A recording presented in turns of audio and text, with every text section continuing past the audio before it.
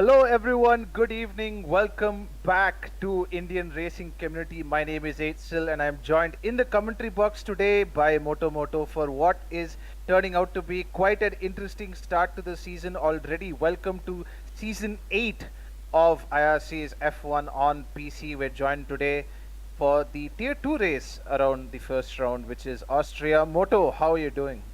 I'm all good, HCL, and yep, we're back. It's been a while, and it's shaping up to be one of the biggest seasons we've had in this community. And I'm like so looking forward to this because the grid is absolutely packed. We've got top tier drivers amongst all the tiers, and tier 2 is no exception. And Austria, a track which provides for spectacular racing all throughout, wide corners, lots of side by side moments are to be expected. So yep, I'm all geared for this. Yep, IRC is back bigger, badder, and better, and we are all ready for it. And I think with that, we can also talk about a little bit about Tier 4, which is happening simultaneously to this race. That will not be streamed because, uh, you know, Tier 2 takes a little bit of priority over that. But talking about Tier 2, we are in Austria for round 1. We already had the Xbox round earlier this week. If you missed it, you can go and check it out on our channel. Some pretty good results there, great racing as well. But before we hop into Austria, let's have a quick look at some of the action that we've seen from previous seasons.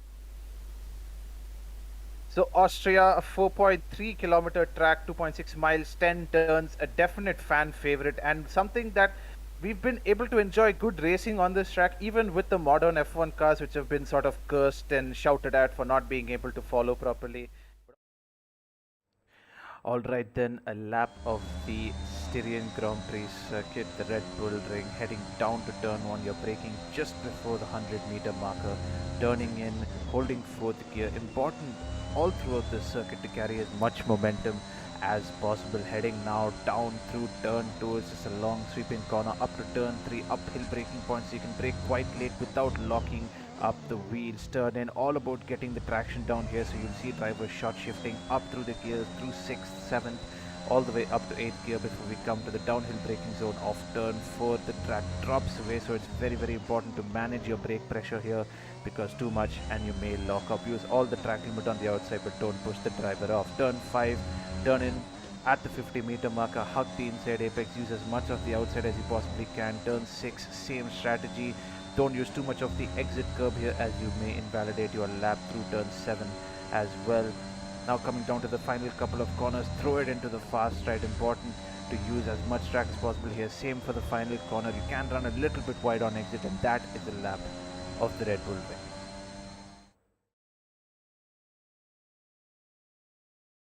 This time. Yep. And we're back.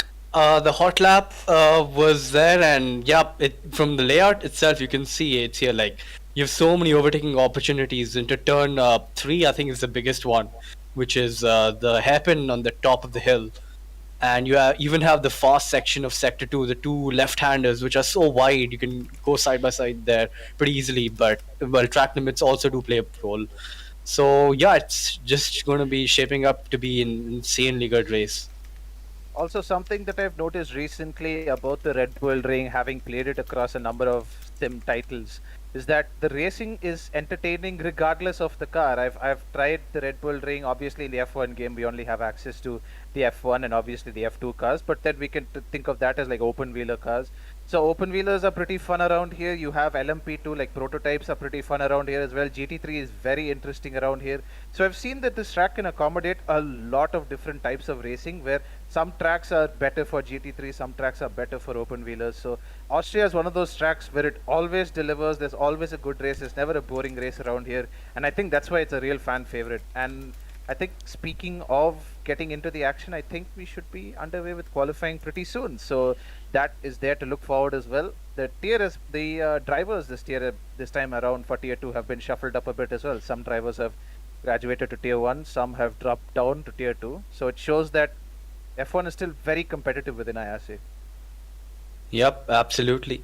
And we should be just getting on with the qualifying. An interesting fact about this circuit, actually, ACL, is that did you know the first 2 corners, or first 3 in a way, turn 2 is just a king, are off camber. Then the 2 corners in sector 2 the two left-handers are not like they don't have any camber to it, and the last two corners in sector 3 are of positive camber, like they're cambered inwards. So it's like a fun mix of all sorts of corners in this track. So very interesting layout.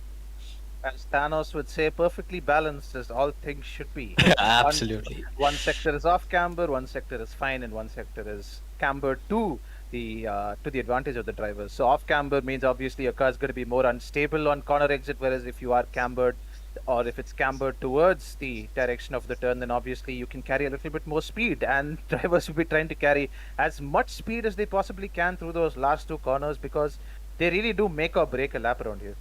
Absolutely, and it's very annoying in a way because if you invalidate even a slight bit on the last corner, it can have invalidate your next lap as well. So qualifying is a bit of a pain here, honestly, if I would say so, because you would be shaping up to do a lap, you mess it up, and then you get ready to go again, but you just extend a little bit on the exit, and then your next lap's gone as well. So drivers will be paying a keen eye on track limits on the circuit. And yep, underway with qualifying, 17 minutes to go, no one out on track. It looks relatively dry, I think I saw from the forecast there. So Yep. we're up for the dry race. Flashed up right as you were talking there. We are in for a fully dry qualifying and fully dry race. So a little bit of a, well, I won't say a little bit of a dull start to the season because as we were talking a little earlier, Austria never seems to deliver a bad race. We always have some drama around here, and obviously because we have such a long qualifying session, a full qualifying this time around, so 18 minutes, as has been the case for the last couple of seasons. Some drivers are experimenting. So some drivers will obviously come into the race weekend with a lot of practice, a lot of seat time. Yeah. And then some of them Absolutely. are starting Yeah. on inters, as we see Streeter coming out on inters. Yeah, I was just gonna say it may be dry, but in Streeter's heart, it's still wet out there. So, the jokes apart, I think I know what he's doing here. It's done quite commonly in esports, as he's kicking up a lot of dust there. I think that's appears to be a visual glitch. But what drivers in esports normally do is they go out for a test run on the inter tires, even though the track is dry, to just check if car's fine, the game's running fine, the lobby's all fine, and then they go back, they do this installation lap, and they go back in and then set their lap. So yeah, it's a pretty Also, common thing. Also, the additional graining that you get from these inter tires will mean the track that rubbers in faster, maybe? I'm not sure because these tires I highly definitely. doubt the game simulates that much, but in real life, it would be suicide to do this. So yeah. You'd be burning up those inter tires very fast on a very dry track like this, and the track does look awfully dry out there in this Austrian heat. Yes, absolutely. Track temps, even though the game doesn't simulate that well, but this circuit, the tire wear is just too high, and once they are off the cliff, which is around after 30% wear, I think it's only different to Austria only, because unique to Austria, because after the cliff is at 30%, and after that you start dropping in lap time so quickly that you just lose so much lap time. It's always better to stop a bit early and go for the undercut here. Definitely, definitely. Also, as Paras loses it massively, I was gonna say he had a little bit of a spin. That is the end of qualifying for him, and since he hadn't set a representative lap, even any sort of a banker lap, he is going to start dead last, assuming everybody else sets a lap as well. So, pretty bad start to the reigning Tier 2 champion. Yeah, I was just gonna say, as he was going through turn one, that corner is deceptively tricky because it appears to be a very slow, like a normal slow and fast out Formula One approach. But you're actually supposed to balance your apex speed and the exit speed from that corner to get a perfect rundown to that extremely long straight which proceeds after it. But yeah, that corner does catch a lot of people out, and we've just seen it caught Paras out there. I was gonna say right before Paras gave us this first real talking point of this qualifying session that for those keen-eyed viewers in the chat who are watching, you will notice that the Tier 2 grid has seen a couple of changes. Obviously, we've seen a couple of drivers move up and graduate to Tier 1. You will see more of the fast boys tomorrow. But we've also seen some newer drivers and also some drivers dropping down from Tier 1. So notably, we have the likes of Streeter and Faizan and RB Ferralo, who were all former Tier 2 drivers a couple of seasons ago who moved up to Tier 1 but then have dropped down to Tier 2. And I guess that just shows the pure cutthroat nature of the IRC season where there are just too many fast drivers. Yeah, absolutely. It's a really mixed grid, isn't it? There's so many fast drivers and not they're drivers which aren't that like outright fast in terms of pace, but they're consistent. So and consistency is one of the biggest advantages a driver can have over a season, over the course of a season. As we see some times kicking in, Abhi with a 4-4, which is not that slow, but the track it hasn't rubbered her in yet. So I'd say that's a pretty good banker lap. I think we'll see the track properly evolving towards the last 3 or 4 minutes of the session. I think that's when these guys will be doing the 1-minute 2s and 1-minute 3s. 2s is a bit of a reach actually. 3 lows, 3 mids would be representative. But yeah, it seems the Austria is one of those circuits where you can gain a lot of time from track evolution because the circuit is so small in length. So you every bit of track evolution counts to your lap time. Yep. So yeah. Every 10th matters around a smaller track, as they say. So a couple of new drivers on the grid this season in Tier 2. Obviously, we have the current, the familiar names as we see a Haas there. I think that was BK19 who lost it out of the final corner and he has retired, I believe. So we've had 3 drivers out, Paras, which we saw, and even AlphaBot and BK19 have seemed to have had an incident, and they were both out of qualifying. Very early, as they would in other sports, they say a very early trip to the showers. I don't think that those exist in F1. So very early walk back to the pits for these drivers as they have retired quite early in the qualifying session. I don't know. The strategy might play to their advantage, maybe potentially, because starting outside the top 10 they get free choice of tires, and there's always carnage going into turn 1. Everybody's a little eager to get going in the league racing side of things. So yeah, maybe it might be smart. I don't think that would have been their intention, but maybe right now they're looking at the silver lining in all of this. Yeah, absolutely. And another thing to note is, I think I speak for almost everyone who plays the F1 games when I say that Austria is one of the most beginner friendly tracks out of all of them, because it's so short and the number of corners is so low. But that also makes it one of the hardest esport tracks of all, amongst them, because it's so short and every 10th matters, as we said before, and also because of the way the curbs, the car reacts to the curves in this game. If you're pushing a lot and even you run even a millimeter a bit too wide and you hit the curb the wrong way, with the car spins out. So it's actually a deceptively challenging circuit. I think we saw there Shawshank in the Ferrari extracting every last inch of track there. That was probably the optimum line through that corner, carrying as much speed as possible. But yeah, as you're mentioning, with these shorter tracks, I think drivers can get easily misled into, keep it on the grass. I thought he would have spun out there, but he held it. Drivers can get very easily lulled into a sense of calm, because there's less places to make mistakes on a shorter track because there's less corners overall. But that means the more time that you lose, the more it's going to impact your lap time too. Absolutely. And one trick which I think some drivers will be doing this is, because the circuit again is so short, you can go for consecutive laps because the tire wear over one lap will not be that high.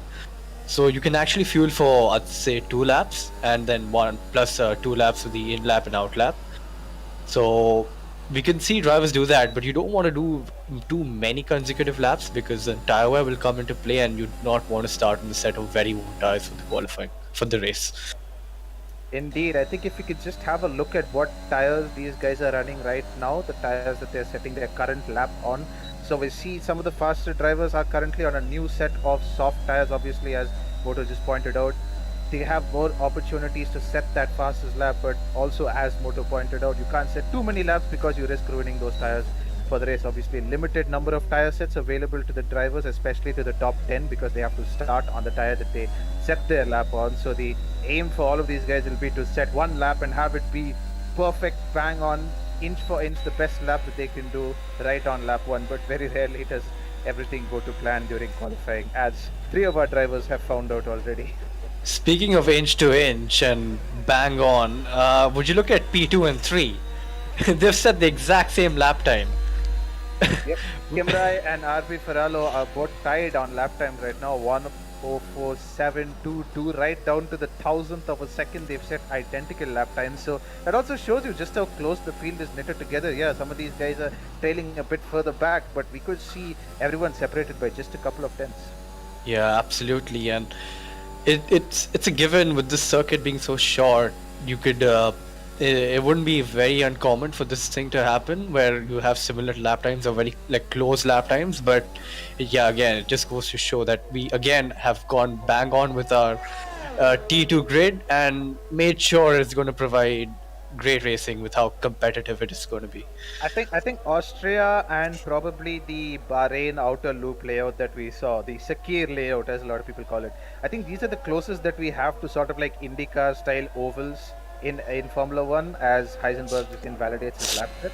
But yeah, these two tracks are the ones where we've seen. I think in Bahrain we've seen sub 1 minute lap times, and obviously a couple of years ago in 2020 it was rumored that there would be sub 1 minute lap times here, although the cars were doing I think 101s or 102s, I think. So it was the closest they'd ever gotten to a sub 1 minute lap time around here. So these are definitely I would say the ovals of the F1 world where speed and carrying the momentum matters more than anything. Yeah, absolutely. And we can see both the alphas. I think they're trying to do slipstream here, but I think Kimra is a bit too far away for that. But it certainly is interesting because slipstream, given with how tricky the first corner is to nail, can gain you back that lost time on the exit. So it's interesting that the alpha boys have gone for that, but I think they couldn't quite nail it there. As Montero goes into the 4-4s with provisional pole there, it was a pretty decent lap, if I would say so. Yep, former Tier 1 driver. I think it's good that I think the Tier 1 drivers moving down to Tier 2 can get easily discouraged by the fact that they've been judged to have gotten a little slower since the previous season. But I think the one way, if personally that had happened to me, I mean, I'm not participating in this season currently, but if that had happened to me, I think the only way I can think of it is there's more of a chance for me to be competitive in another tier and fight for wins and fight for pole positions and fight for podiums, which actually may turn out to be more of a motivating factor. Absolutely, and it gives you impetus to play the game more and learn more as well. If you're just either very quick, like rapid, and compared to everyone, then you're like, okay, I'm gonna just slack off for the entire season. And if you're very slow, and then you again think, what's the point of competing when I'm going to be a back marker? And when you put into this perfect scenario where you can compete with a lot of drivers, it gives you that impetus to practice and fight with all these talented drivers here. While we were talking about that, Shawshank has snatched away provisional pole from Montero. He's gone just that little bit faster. The top 4 or 5 drivers now separated by just 0.2 of a second. So a couple of guys just waiting for that track to really bed in and come out right on that last couple of minutes to get that final lap in when the track is at its most optimum condition. So as it stands, a lot of the front runners are currently in the pits. I believe Api is the only one who's currently on an out lap. So some of these guys still with a point to prove. Obviously, we have a couple of drivers who set times on the medium tires, I believe. So yeah, or rather, they're currently on the medium tire.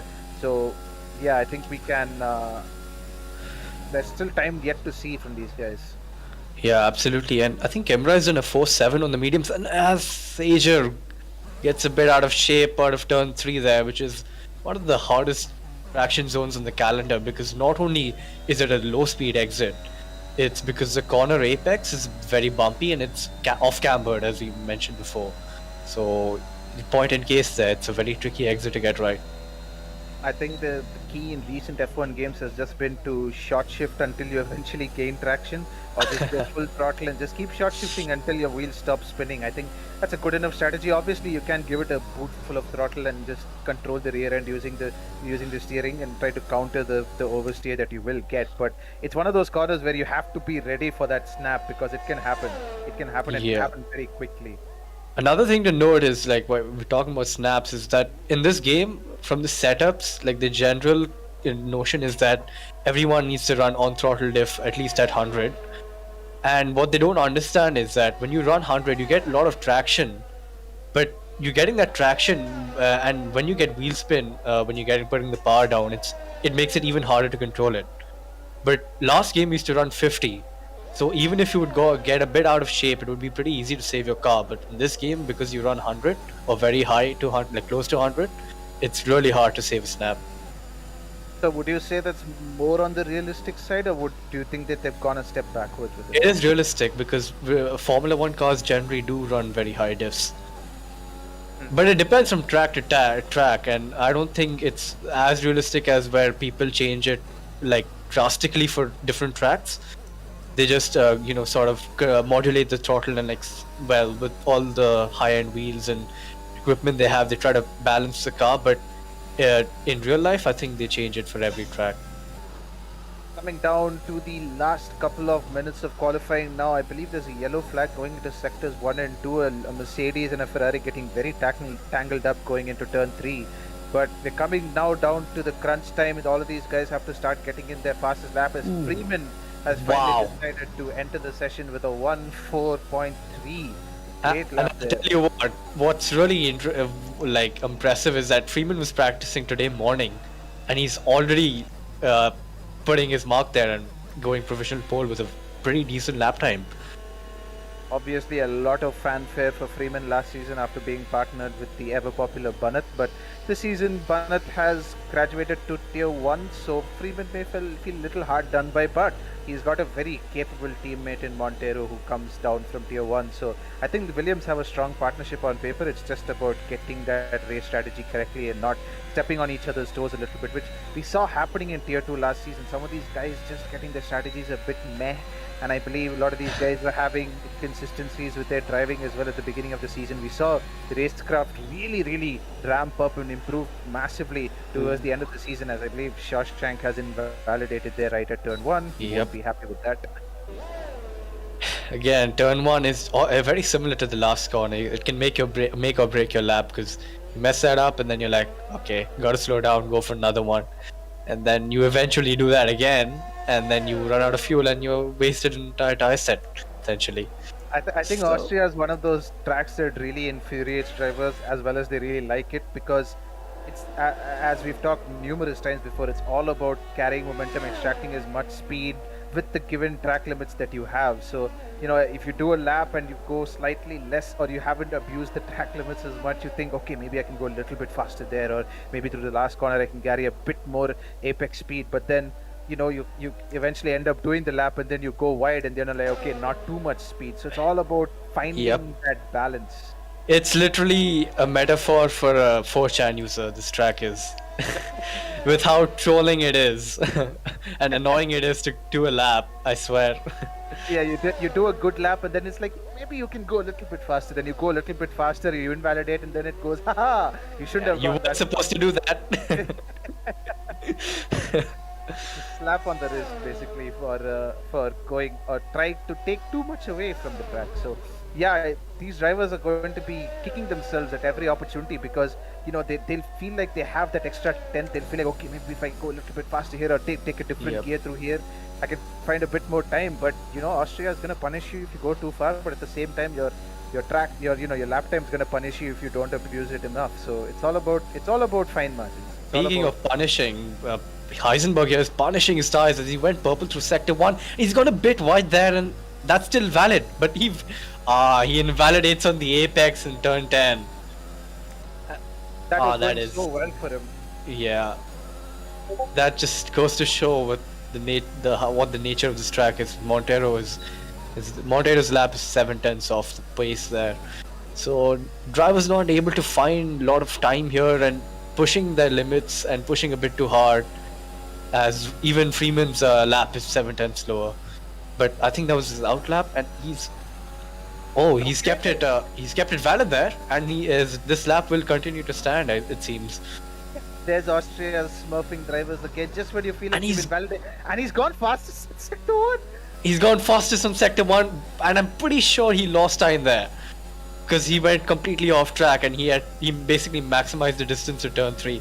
But now heading into turn 4 here, using the AstroTurf on the entry, and then clipping the inside curb a bit too much for his liking, I'd say rather, but he still keeps it on track. Entering turn 5, you want to take a wide entry here, swoop the car in, dab the brakes, don't go 100% on the brakes. He's lost a bit of time there, but he's still up on his overall lap time. Now swooping the car through turn 8, preparing yourself for turns 9 and 10. You really high speed, you want to take all the entry curb on the left there, which doesn't quite do, but he's kept it on track, he's kept it between the white lines, and this turns out to be a 1:4.2. He does improve his lap time, and he goes 3/10 faster in the last sector. One lap. What a lap. I think if he had nailed down the second sector, I think he himself would be a little bit disappointed with that second sector. If he had nailed it down, he would have done an even better lap time. Shawshank also ends the session exactly where he was before. He does not nick the pole position from Freeman, although wow, there is not much separating those two drivers. If Freeman had not messed up, or rather if Shawshank hadn't messed up those last two sectors, well, not messed up, if he had absolutely nailed those last two sectors, then there would have been more of a chance for him. Currently right now, RB Ferraro on a brand new set of soft tires is currently the only driver on the final flying lap, down on his personal best in sector 1. We'll come past the sector 2 line very shortly now, just a couple of corners to go, coming through turn 4. A little bit wide on entry, maybe not optimal from him. He has to nail the rest of this lap if he's going to make any kind of dent at the top. Those front 4 rows look very, very strong right now. Will RB be able to put that Mercedes anywhere close to the top? He's 2/10 off his previous best time. Sector 3 is going to be all or nothing for RB as he comes through turn 9, I believe. Just a couple more corners, turn 10 as well, and he runs quite wide. I think that would be an invalidation, and RB has to settle for P5. But that has rounded off quali for us. All the drivers who were able to set a time have set a time. And as you can see, a lot of drivers on the medium tires. Their last flying lap was on the medium tires. These guys will start on the tire they set their final lap on. So some of those drivers starting on the mediums. We'll talk a little bit more about strategy, but your pole position goes to Freeman, Shawshank in the Ferrari in P2, Abhi in the Red Bull in P3. 3 different constructors in the top 3, and I believe Montero is in a Williams, so there you go. 4 different constructors in the top 5 then if you want to include RB.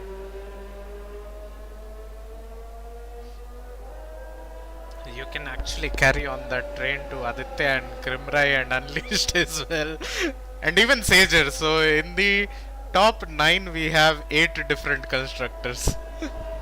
Yes, good varied number of drivers on the grid today. Lot of variety, and I'm liking what I'm seeing here. I'm seeing sort of a mix of drivers who have shown their pace in tier 2 before. I'm also seeing a lot of drivers who have a lot to prove in tier 2. So it's good that these guys are getting very up close and personal with their cars. It's the first time they're gonna get an opportunity to go out. So yeah, there's going to be a real proving ground. Austria is going to be very interesting as we see a couple of real world drivers also joining us for this from P17 to 20.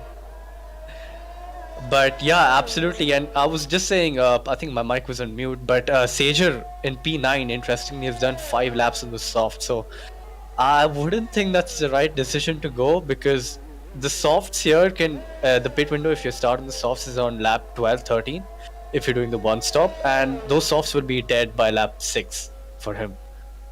So I think he might have made a mistake there doing so many consecutive laps in the soft tire. Ooh. Yep, and definitely the strategy around here is going to be all about I think Abhi is still doing his laps. I think he's might have encountered the timing glitch or something, because he's still pushing, I can see. And the last time he came past the line, it didn't go, the checkered flag didn't drop for him, so yeah, he's still driving out there. I think word needs to get out to the Merc driver that he has. Well, anyway, the game won't count all these laps he's doing because the timer for the other drivers has finished. So I think he's just getting some extra practice in for the race, which is always helpful. But yep, that's your qualifying for tonight. Yep, qualifying has finished. I was just gonna say that, even though he did do those extra laps as a bit of practice, and even though they won't be counted, the tire life is still on those tires. He has worn them down that extra little bit by doing those extra laps. That is true. That's a good point, actually, and I'm pretty sure he hasn't realized yet, or maybe he has and he's just kicking himself. But it's all to play for in the race. We have the prospect of safety cars and incidents there which he can take advantage of. But yep, that's your grid for tonight. Freeman pips pole with an impressive 4.2, a clear 10th, almost a 10th clear from P2. Shawshank in P2 with a 4-3, then Abhi, Montero, Abhi, Aditya, Kimrai, Unleashed, Sager, and Faizan round up your top 10. Then P11, P12, P13, and P14 are Faizan, Heisenberg, and I guess we will find out later on there. But yep, that's your grid for tonight. Those 3 tail-end drivers, the guys who will be bringing up the pack at the rear, those guys are the ones to watch out for. We have 3 absolutely rapid drivers who are going to be trying to slice through the field. We have BK19, who's very, very good on his day. I think he's got the pace today as well. He's been practicing hard for the season. I believe Alphabot also crashed out pretty early in the qualifying, so he's a very good driver. He'll also be looking to make up some positions right at the start. Might see a lot of aggressive moves right towards when he's got the fresh tires. He's going to try to make use of them. And obviously, we have got current reigning Tier 2 champion Paris starting all the way at the back because he was the first driver to crash out, so he will start all the way at the back. So he has got quite the comeback drive ahead of him if he's going to be fighting for points, or more importantly, even for podium. Yeah, absolutely. And it's going to be interesting. We got some top runners there, and they will be making their way up the field. But what's interesting to note as well is that the front half of the grid isn't exactly as slow as you would think, because they have a lot of pace as well. And Freeman, Arby, who's known to be very consistent over a lap, over a race, sorry, and you have also Montero, who's also very consistent. And another thing he's very consistent at is avoiding penalties. That guy does not seem to get any track warnings at all. Like from what I've raced with him, he keeps it very clean. And track warnings can also make or break a race over here today. So one They thing, couldn't agree me more. yeah, one thing that I will point out is that in within 1 second we had all the 12 drivers who actually put in Yep. a lap. So that is again going to show how close Tier 2 is, as always. So yeah, let's see what happens in race. Yep. As the drivers are on the way for the formation lap, could we go to the tires and see if the out of the top 10 have changed anything?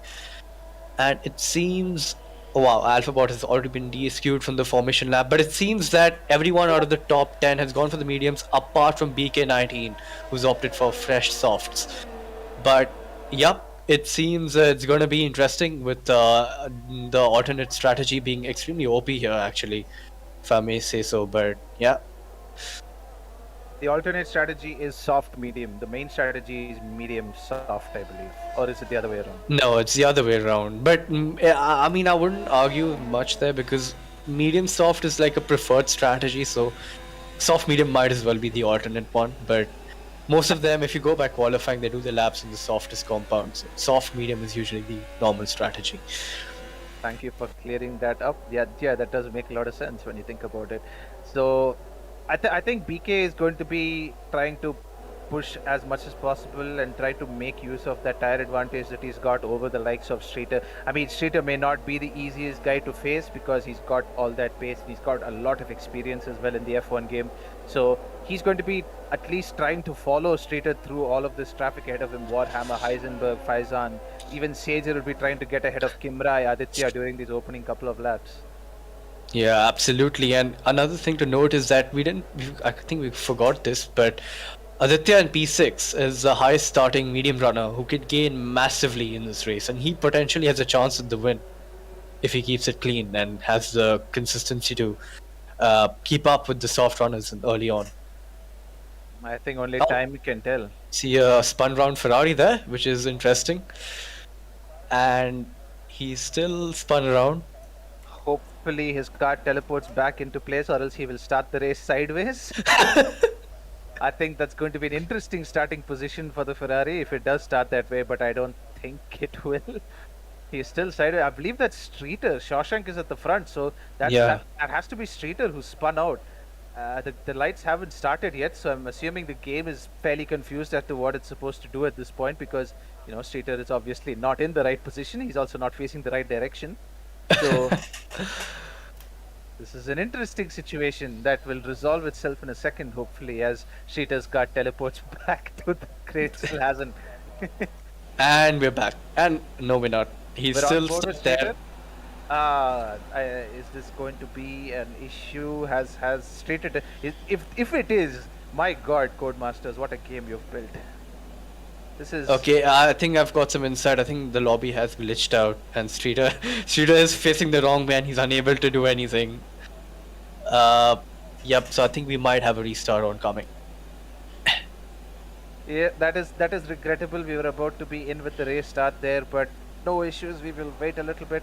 I believe Heisenberg had also had some sort of a disconnect issues. He's an AI. Sager also disconnects. So I think it might be for the betterment of everyone that the lobby restart is going to happen. So you might have all 16 drivers ready and raring to go. But right now we're just on board streeter, having a look at some of the drivers backwards on the grid. So yeah, if you are just joining us, qualifying has just finished, and unfortunately due to an unforeseen network error, we are having to restart the server. So we'll be back with the race very, very soon. But qualifying, yeah, as Propi pointed out a little while ago, is very close. A second separating all the drivers who set a lap time.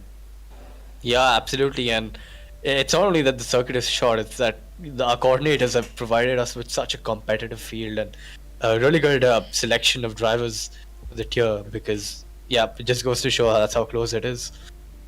I think that is definitely something that the coordinators and the admins have been, at heart, putting a lot of work and effort into and thought into, is just setting up these grids to make them as fair and as balanced as possible. Obviously, the aim is not only to get 20 drivers who are of a similar pace, but it's also to build the skills of slightly slower drivers. So it's not just a case of putting the fastest drivers in the same team and then having them just run away with the constructors championship. It's also about putting a fast driver with a slightly slower driver in the hope that they'll be able to learn from them and progress in their own ability as a driver as the season progresses. So making these teams and forming the teams for each tier a lot of effort goes into it. So shout out to all the guys who have been working behind closed doors with in terms of creating the tiers. I think they've done a really good job this season with 4 tiers filled with really competitive drivers. So we've got quite a season ahead of us, right? Yeah, and I think it's going to be shaping up to be our biggest season so far in the community. And just a reminder, Tier 1 does race tomorrow at the same time, and so does Tier 3 in the afternoon at 2:30. So do tune in for that as well. Those two races are going to be just as spicy as this one as we get back to it. But yeah, it's just going to be it's a long calendar compared to the last season as well.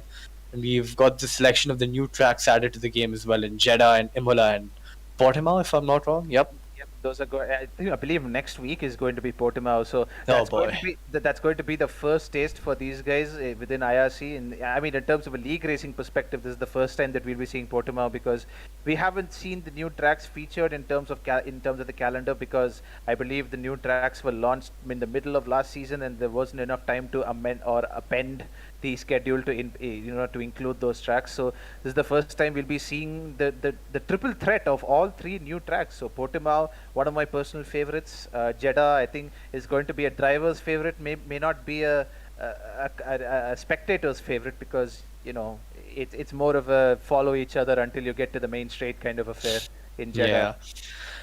But yeah, if you thought, guys, that this track is hard to keep it between the white lines, Portimao is just going to be another beast, because in turn one itself, if you just go like a millimeter or half a millimeter off the white line, you sometimes can not only get one but 3 consecutive warnings. So that's a straight penalty there for exceeding the track by a half a millimeter. So I think the way that these games work, not only F1, I think a number of these games, ACC as well, the way it works is it dishes out track limits based on how long you spend outside a specific track limit. So if you've got 2 corners in quick succession, like Portimao turn 1, for example, where turn 1 immediately changes into turn 2 in rapid succession, as you said, you'll end up getting 1 or 2 warnings within the span of 2 corners, which is infuriating as a driver, because you've lost more time than you've gained by going off track in a place like that. Also, Paul Ricard just after the in sector 2, just after the long right-hander, there's a couple of corners where if you they chain very close into each other. So if you run off track in one of them, you end up getting 2-3 warnings in an immediate 2-second or 3-second, which is infuriating as a driver. But that's the cutthroat nature of track limits. They expect you to keep it on track, and if you don't, you get punished. yeah, absolutely. And I think even though the rule is very it's consistent, it's unlike 2018 and 2017, where track limits were the same but they weren't consistent. You could cut a lot of corners and gain a lot of time. At least now it's consistent, but painfully and annoyingly consistent, I'd say so. Also, I think Imola is one of your personal favorites, Moto, so you'll be looking forward to that race as well. Oh, absolutely. It's one of the few tracks which I'm proud of, because I can do it without any line, like racing line, because I've done so many consecutive laps on it. And it's a driver's circuit. It's so fast flowing. Those first 2 chicanes, if you get them right, it's it's so satisfying. Like It I must be can't those begin top with ends. how perfect the track is.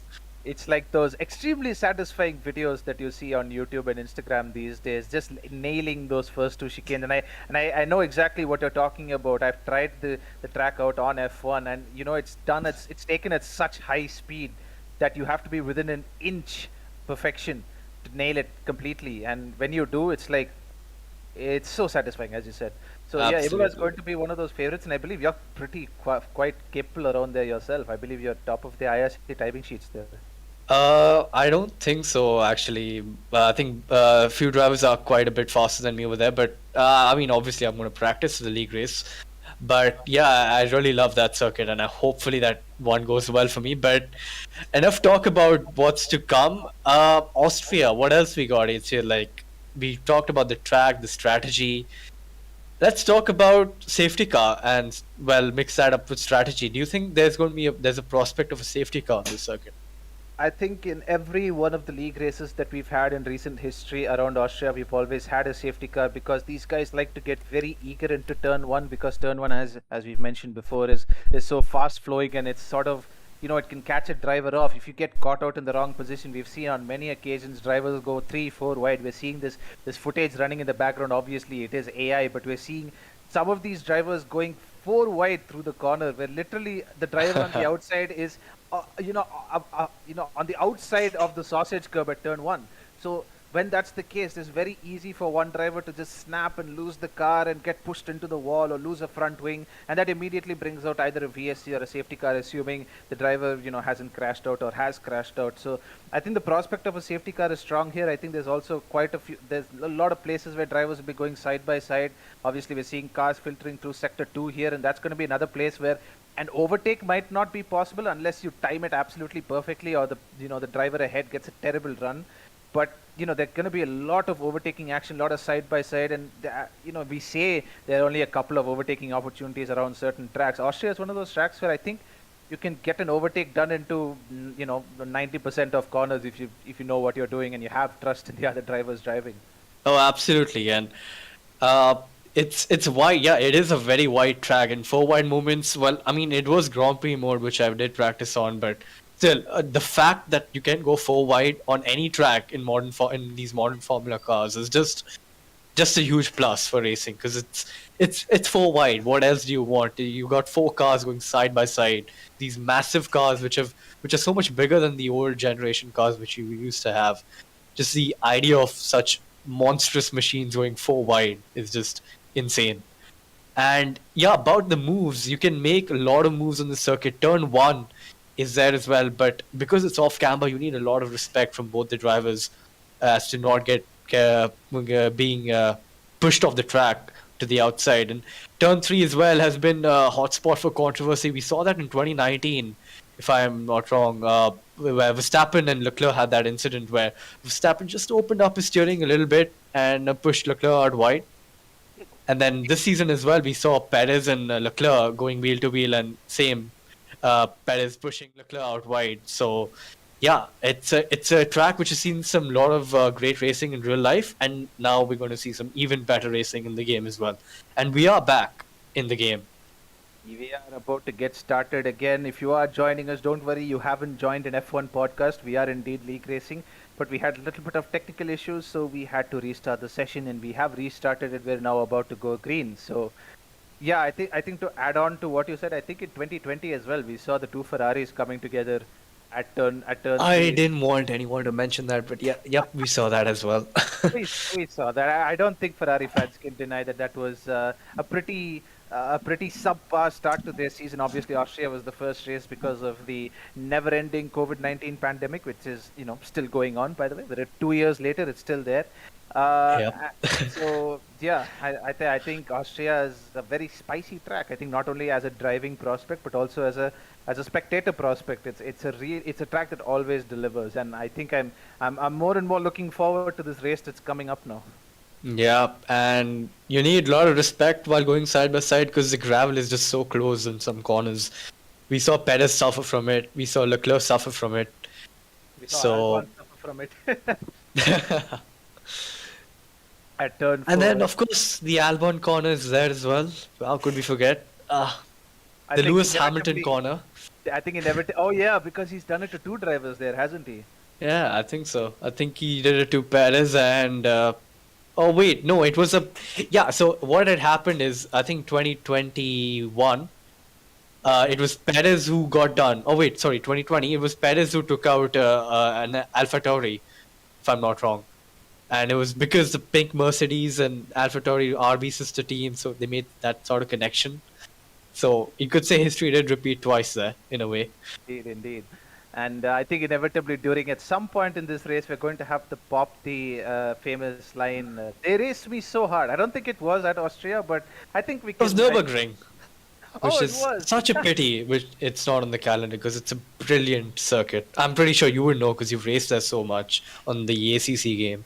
I think Nürburgring is definitely one of my favorite tracks for GT3 cars. Although I would probably argue that as a track in Germany for F1, Hockenheim is a much better prospect. Oh, of course. It's, yeah. Yeah, as a big advocate of Nürburgring, that's high praise coming from me. I'm a big fan of the Nürburgring circuit, so if I'm saying that Hockenheim is better, I mean I'm not exactly speaking gospel here, but the Hockenheim has a lot more prospect for overtaking and it's a much more fun track. I think you can talk about that as well. So yeah, we're just about to get into the session here. We are waffling on a little bit, but yeah, racing is about to get underway. I think there's a formation lap as well. So hopefully this time around Streeter doesn't bin it coming into the...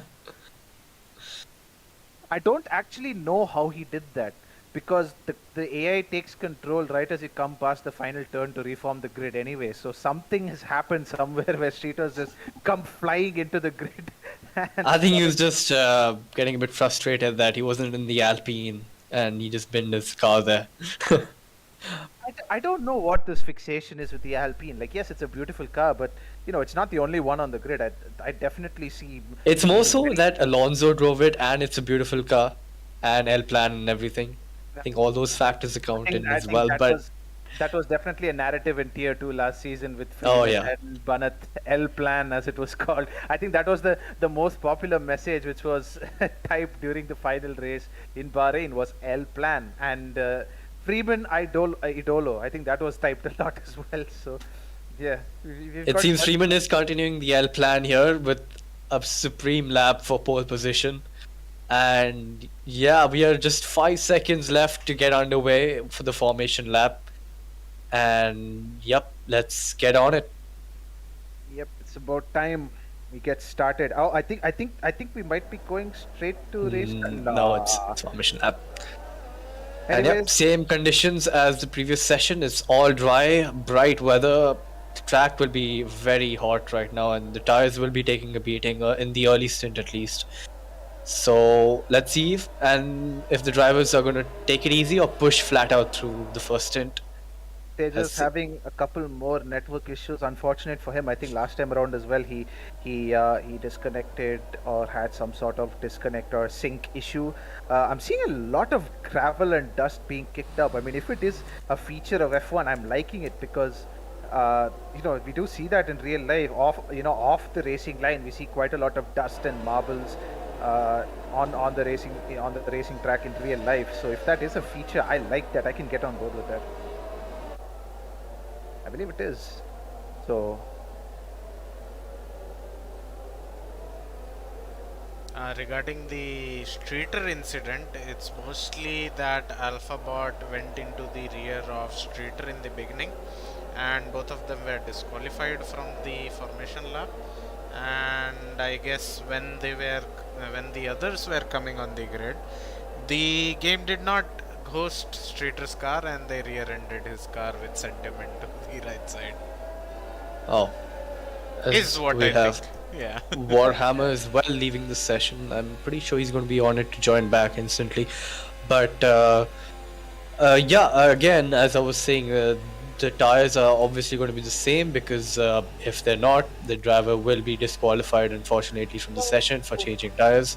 oh no, I think someone has changed tires, but I don't know if it's grounds for disqualification. BK was supposed to start on the soft tires on the previous race, but is he taking advantage of the fact that he's starting outside the top 10 to start on the medium I think so. I think because it's out of the top 10, he might get away with that. But yeah, it's not. I don't think it's allowed, But still, it is what it is, and he's gone for the mediums. It is actually allowed. Only the top 10 drivers need to make sure that No, they start with all the right. same. Yeah, thank you for the clarification. And yep, ACL, take it away. We are going to get underway with the 5 lights. Yep. He's made perfect use of the rules there, if that is the case, because he's allowed himself to reevaluate his strategy. As the marshal keeps waving his green flag in the hope that someone will get the starter lights going. I think all the drivers are raring to go as well. I believe this might be due to some of the drivers having a couple of network issues. Hopefully, we get the lights going again. We want to get started just as much as the drivers do.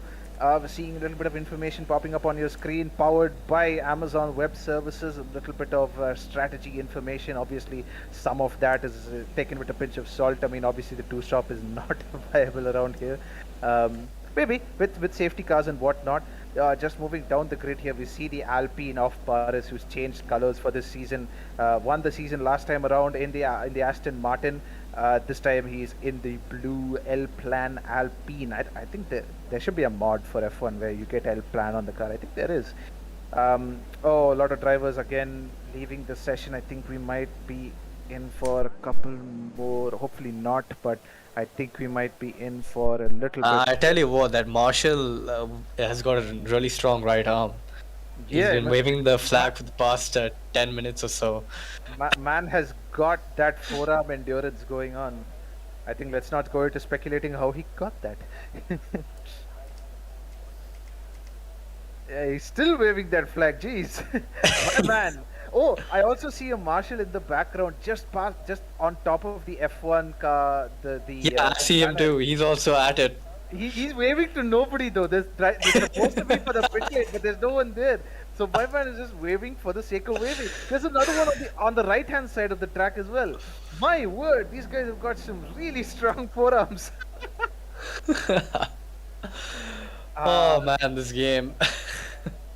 I think these are the things that EA should be taking a note of and improving in the next game. Obviously, yes, there's that big controversy surrounding, this is just 2020 game reskinned with different physics and different different performance values for these cars. Obviously, they've gotten a second slower this season, so that's been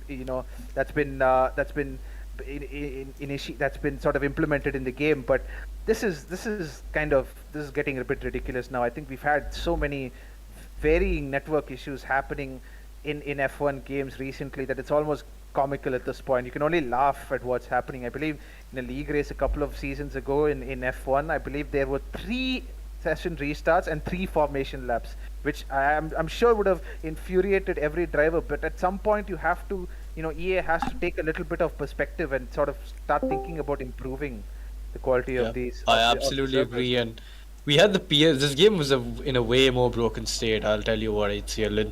We had PSGL, which is one of the top tier esport leagues out there, and we had cars on top of each other. It was absolutely insane what was going on. And they have fixed the game since then, but I mean, these bugs just continue to let the entire grid down. But I guess we'll have to make do with what we have. These are the tools given to us, and we're trying our best to get the race on, but it's just not happening. This is quite a tedious affair. Obviously, with every server restart, you have to coordinate all the other drivers, and I believe last time around we had one driver who was struggling to join the session. Of course, he will remain unnamed because I don't think we need to go into the specifics of that, but it's really a shame if if the F1 game is going in this kind of a direction where you can't even host a simple race with 20 people in the server, and we have this many disconnect and connecting issues. And it's not a good sign of what's to come for future F1 games. Obviously, as I was saying, this game is supposed to be and we've got the infamous migrating host going on right now as well.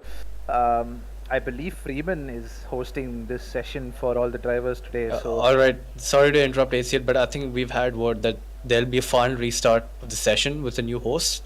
So apologies to the viewers for the delay. I know you're waiting, and we're all waiting for a race, but it's what it is, and we'll have to be right back with another restart. Ritesh Singh in the chat sees the funny side of it. He's saying Belgium 2021 repeat. Yes. although, although there won't be any half points dished out in this race, unfortunately, Ritesh. We will have the race, obviously. There's no FIA bullshittery happening here. No, it's too wet to race and all that nonsense here. Everybody races regardless of what the conditions are. You either put up or shut up. That's literally the conditions here. Obviously not. We're a little bit nicer than that, but yeah, it's not going to be a Belgium 2021 repeat. We're not going to make you wait for 3 hours and then tell you everyone's going to get half points. Although George Russell really liked that decision because My man, everyone, Verstappen and Hamilton were all right. Podium, good job, fellas. And George Russell, you know that meme, right? Where there's a podium, and there's Yeah, one dude yeah. who's celebrating the shit out of it. Yeah, the dude in P3 was kissing his medal and kissing the lady who was giving him the medal and spraying That was champagne. George Russell in Belgium. Although to be honest, he did qualify P2. He did out-qualify Oh yeah, Hamilton. Credit where credit is due. He out-qualified Hamilton. So what a monstrous lap that was. He was one of the few drivers who wasn't, at least in turn one and one more corner, where he did not take the racing line, and that actually gained him all the time to put him up there in P2. So what a monstrous lap it was. I think we can take the time here during the second session restart, and fingers crossed, touch wood, that it's going to be the last session restart that we have this evening. Hopefully, it should be. I think because they're changing the lobby host, so we can talk a little bit about this upcoming season as well. I think everyone's been looking forward to it. We saw the slightly underwhelming Haas livery reveal yesterday, which is literally just the 2021 livery on a 2022 chassis. Not any kind of creativity. Although, to be honest, Haas have got more pressing things to take care of, such as making their car competitive, for example. They were lacking quite far back last season, so I think that if that's a sign of anything, they've taken things in the right direction.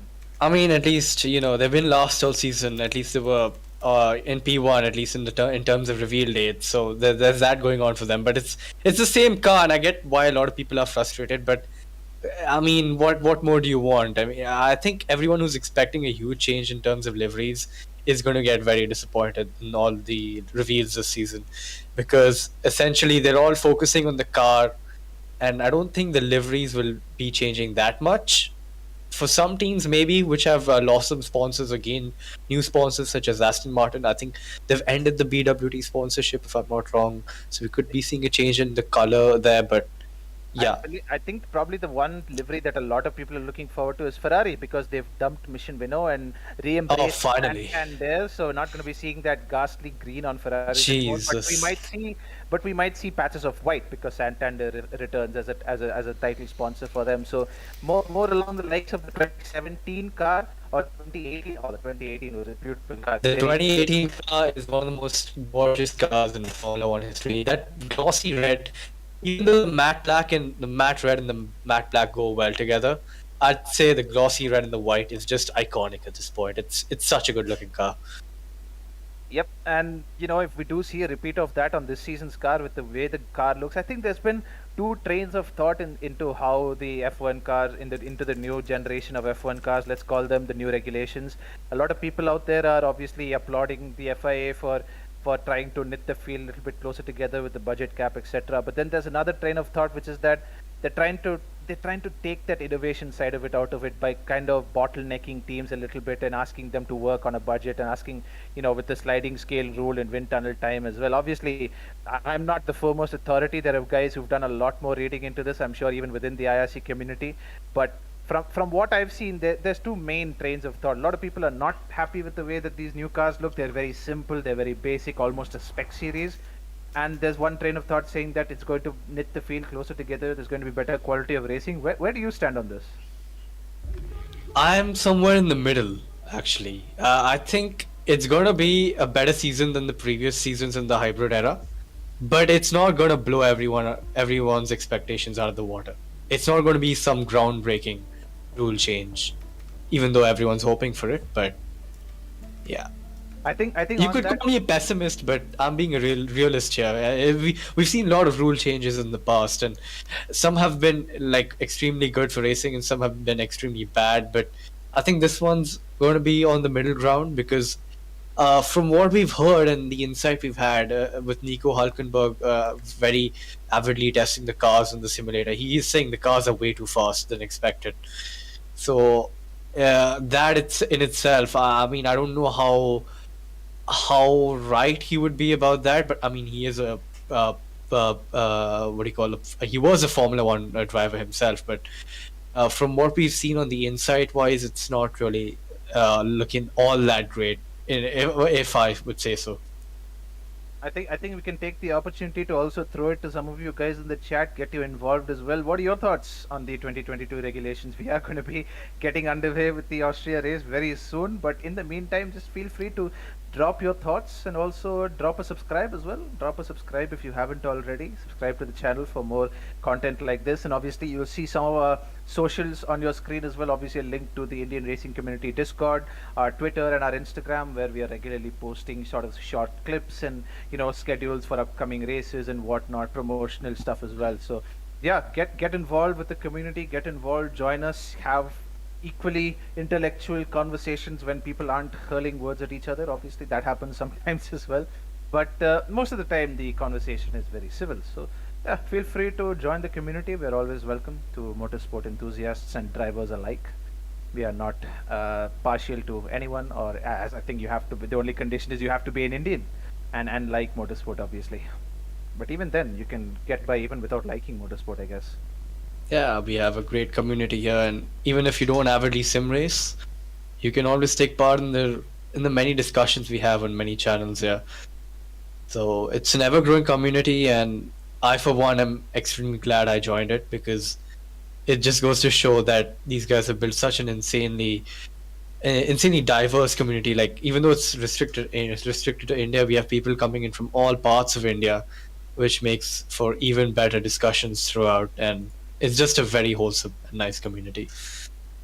Wilster coming in with the first hot take of today, which is that Haas Constructor Championship confirmed for 2021. I think, he's 22 rather. I think he's gone off the fact that Haas have revealed their livery first, so they will continue their trend of being first across the whole season. So I think there was a joke floating around yesterday that Haas actually did something first for once, which kind of made me chuckle a little bit. But I think a constructor championship for Haas is a long shot. Even by the most optimistic of people are not going to be claiming that Haas is going to finish.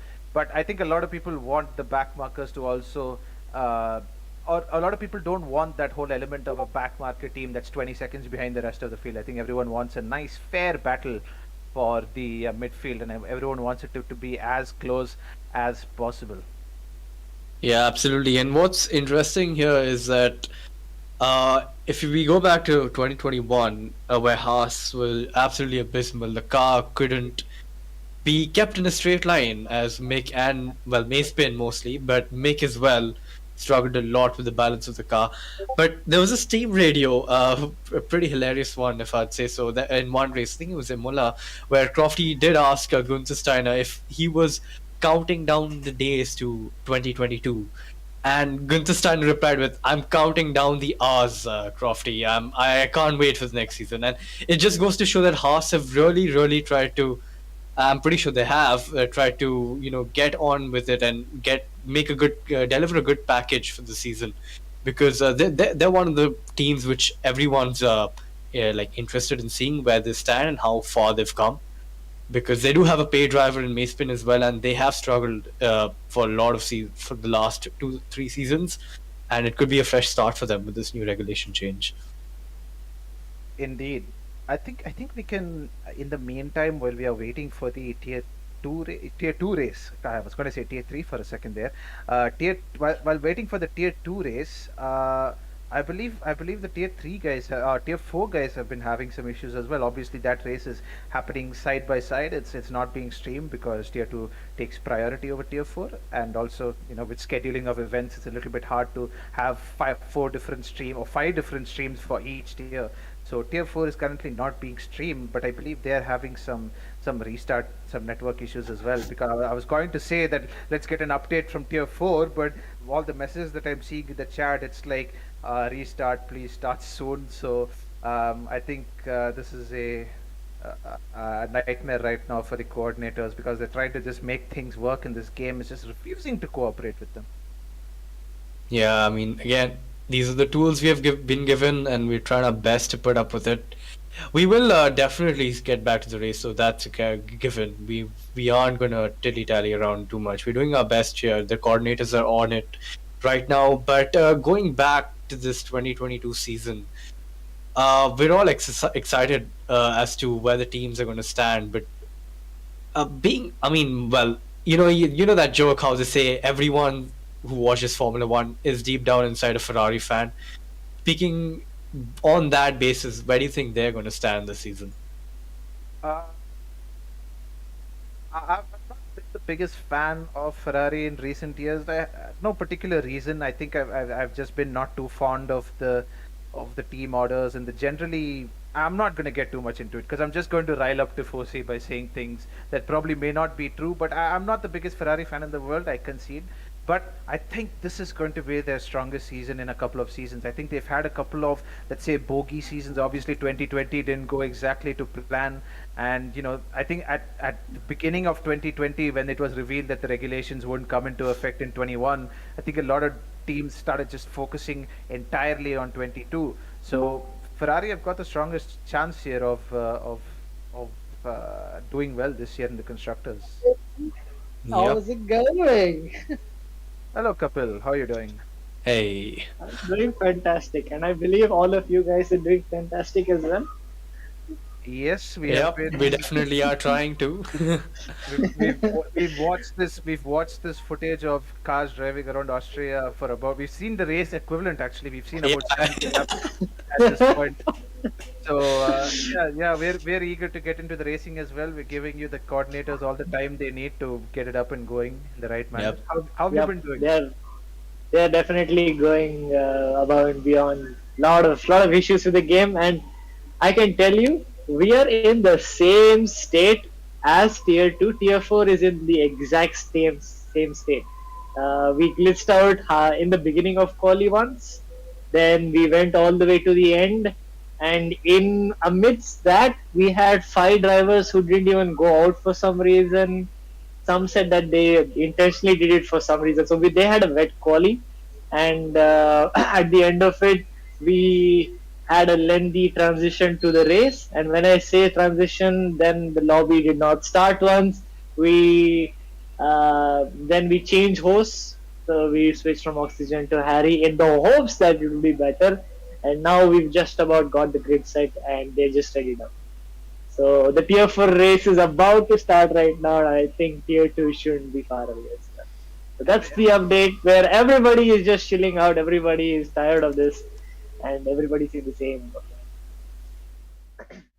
Well, good to hear that at least Tier 4 is getting a move on. And speaking on that, I think Tier 2 is also getting a move on. We've got the drivers back and good to go. Fingers crossed, touch wood, that this time is going to have to be the last time that we restart, because I think just like you guys in the chat, we are not overly enthusiastic about sitting here and talking to ourselves and twiddling our thumbs while we wait for the game to load. I think we ourselves also want to get things going as quickly as possible. So yeah, I think this time, third time's the charm. That is yep, the saying, third time lucky, and it's been 84 years, if I would say so, to quote that old lady in Titanic. It's been a while, and we should be getting on with it right now. And as we are still loading into the session, tire strategy again, soft medium. Just to remind our viewers, soft medium is the fastest way to go. Especially with the high prospect of a DRS train in this on this track. But if you got the raw pace and you can push, soft, medium, soft is not too bad either. Especially with the high chance for safety car, soft, medium, soft is what most of the grid will end up doing. But yeah, I guess that's it for strategy. What do you say about that, Ezio? Obviously, strategy is a lengthy discussion that we can talk for hours about, but well, it's going to be dependent upon how clean these guys race. Obviously, if you get side by side and if you lose an end plate or you lose a front wing, obviously your strategy goes in the bin. So it's one strategy is one of those things where the best drivers and the best race engineers out there, they can think really quickly on their feet and they can make use of the situation to change the strategy accordingly. And if there's any testament of a tier 1 driver or a tier 2 driver, it's that you should be able to think quickly on your feet and adapt to changing conditions very quickly. And if that is the case, then Austria is going to be a good test of that, because I think we were talking about this earlier. We've had a safety car or a VSC or some sort of major happening in previous races at Austria within IRC. So there's definitely a chance that we'll see a safety car. I would definitely, if I were a betting man, I'd probably bet on at least one safety car, maybe more. But stranger things have happened in the past. Maybe we have a completely clean race and it's just a DRS train and we have lots of overtaking and everybody has a good race. But then things very rarely go down that way in racing. There's always controversy. There's always people raising fists at each other over nothing. So, with all those things said, strategy is one of those things that ties into it. And, if a safety car comes out, we see these soft guys pitting to a new set of tires or pitting to mediums, or there's a lot of possibility here. I think nobody's going to be going to the hards. I think that's suicidal around a high wear circuit like Austria.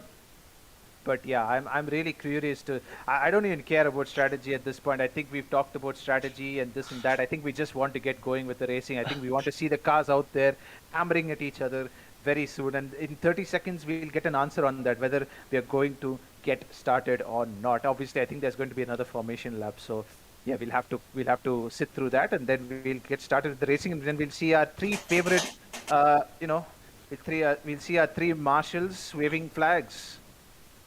Yep, waving flags, and yep, timer has hit 0. We should be getting on to the grid. All the drivers are there. Lights are out for the formation lap. Weather forecast, just to remind the viewers again, because it's been so long, that it's a dry race.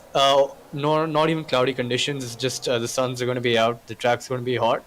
Tire is going to be very high, so drivers will be massaging the tires by the end of their stints. Whether it be the soft tires or the medium tires, and McLaren of Heisenberg already having an incident in the formation lap as he is disqualified. Yep, I think the weather is probably going to be. Well, I think we're going to see controversy, or rather, I think we're going to see a lot of drama, even with the weather aside. I mean, it's very easy to say, "Oh, it's a dry race," and dismiss it. But Austria is one of those tracks we've talked about in the past where drama is inevitable. Stay strapped in. Keep your eyes glued to the screen, obviously at a safe distance because you don't want to damage your eyes. But keep your eyes tuned to the stream, because if anything, it's going to go down, and it's going to go down in a big way. I'm expecting a lot of carnage into turn 1. But then again, as I said, biggest surprises have happened. Maybe we see a completely clean race with no reports, no incidents, nothing. But obviously that's not a very entertaining spectacle. Obviously everybody likes to see a little bit of drama. So yeah. Yep, as the drivers are going through the second, now third sector split, very hard to go wheel to wheel. I think this is one of the few places on the track where it's pretty hard to go wheel to wheel, because the upcoming 2 corners are so high speed that a margin of error and one driver gets either taken out on the curbs or gets a warning for track limits. So a part of the track where if you go side by side, you will lose heaps and heaps of time. I think you also lose heaps and heaps of time if you try to get an overtake done into those final couple of corners, because you basically set yourself up for 2 massive DRS straights without the DRS activation zone. You start ahead of the other driver, obviously you're not going to get DRS. So if you get overtaken, you will see drivers, if they go side by side into those last 2 turns, we maybe just see them give them the position and then take it back in the next couple of sequence of corners through turn 1, 2 and 3. We see them take the position back. 3 DRS zones on this track, which was introduced a couple of seasons ago. Finally, the lights are counting down. 4 lights, 5 lights. And after what seems like ages, we have gone green in Austria. Great start there from Freeman. He's gotten away pretty quickly. A Mercedes on the grass as we go into turn 1.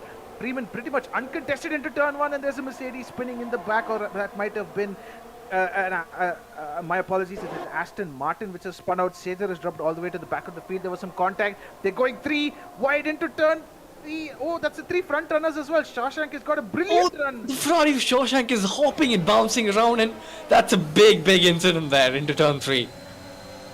Not quite sure what happened there. It seemed for a second like the Ferrari of Shawshank was riding Abhi's Red Bull like a skateboard and then got shot off in the other direction into Freeman's Williams.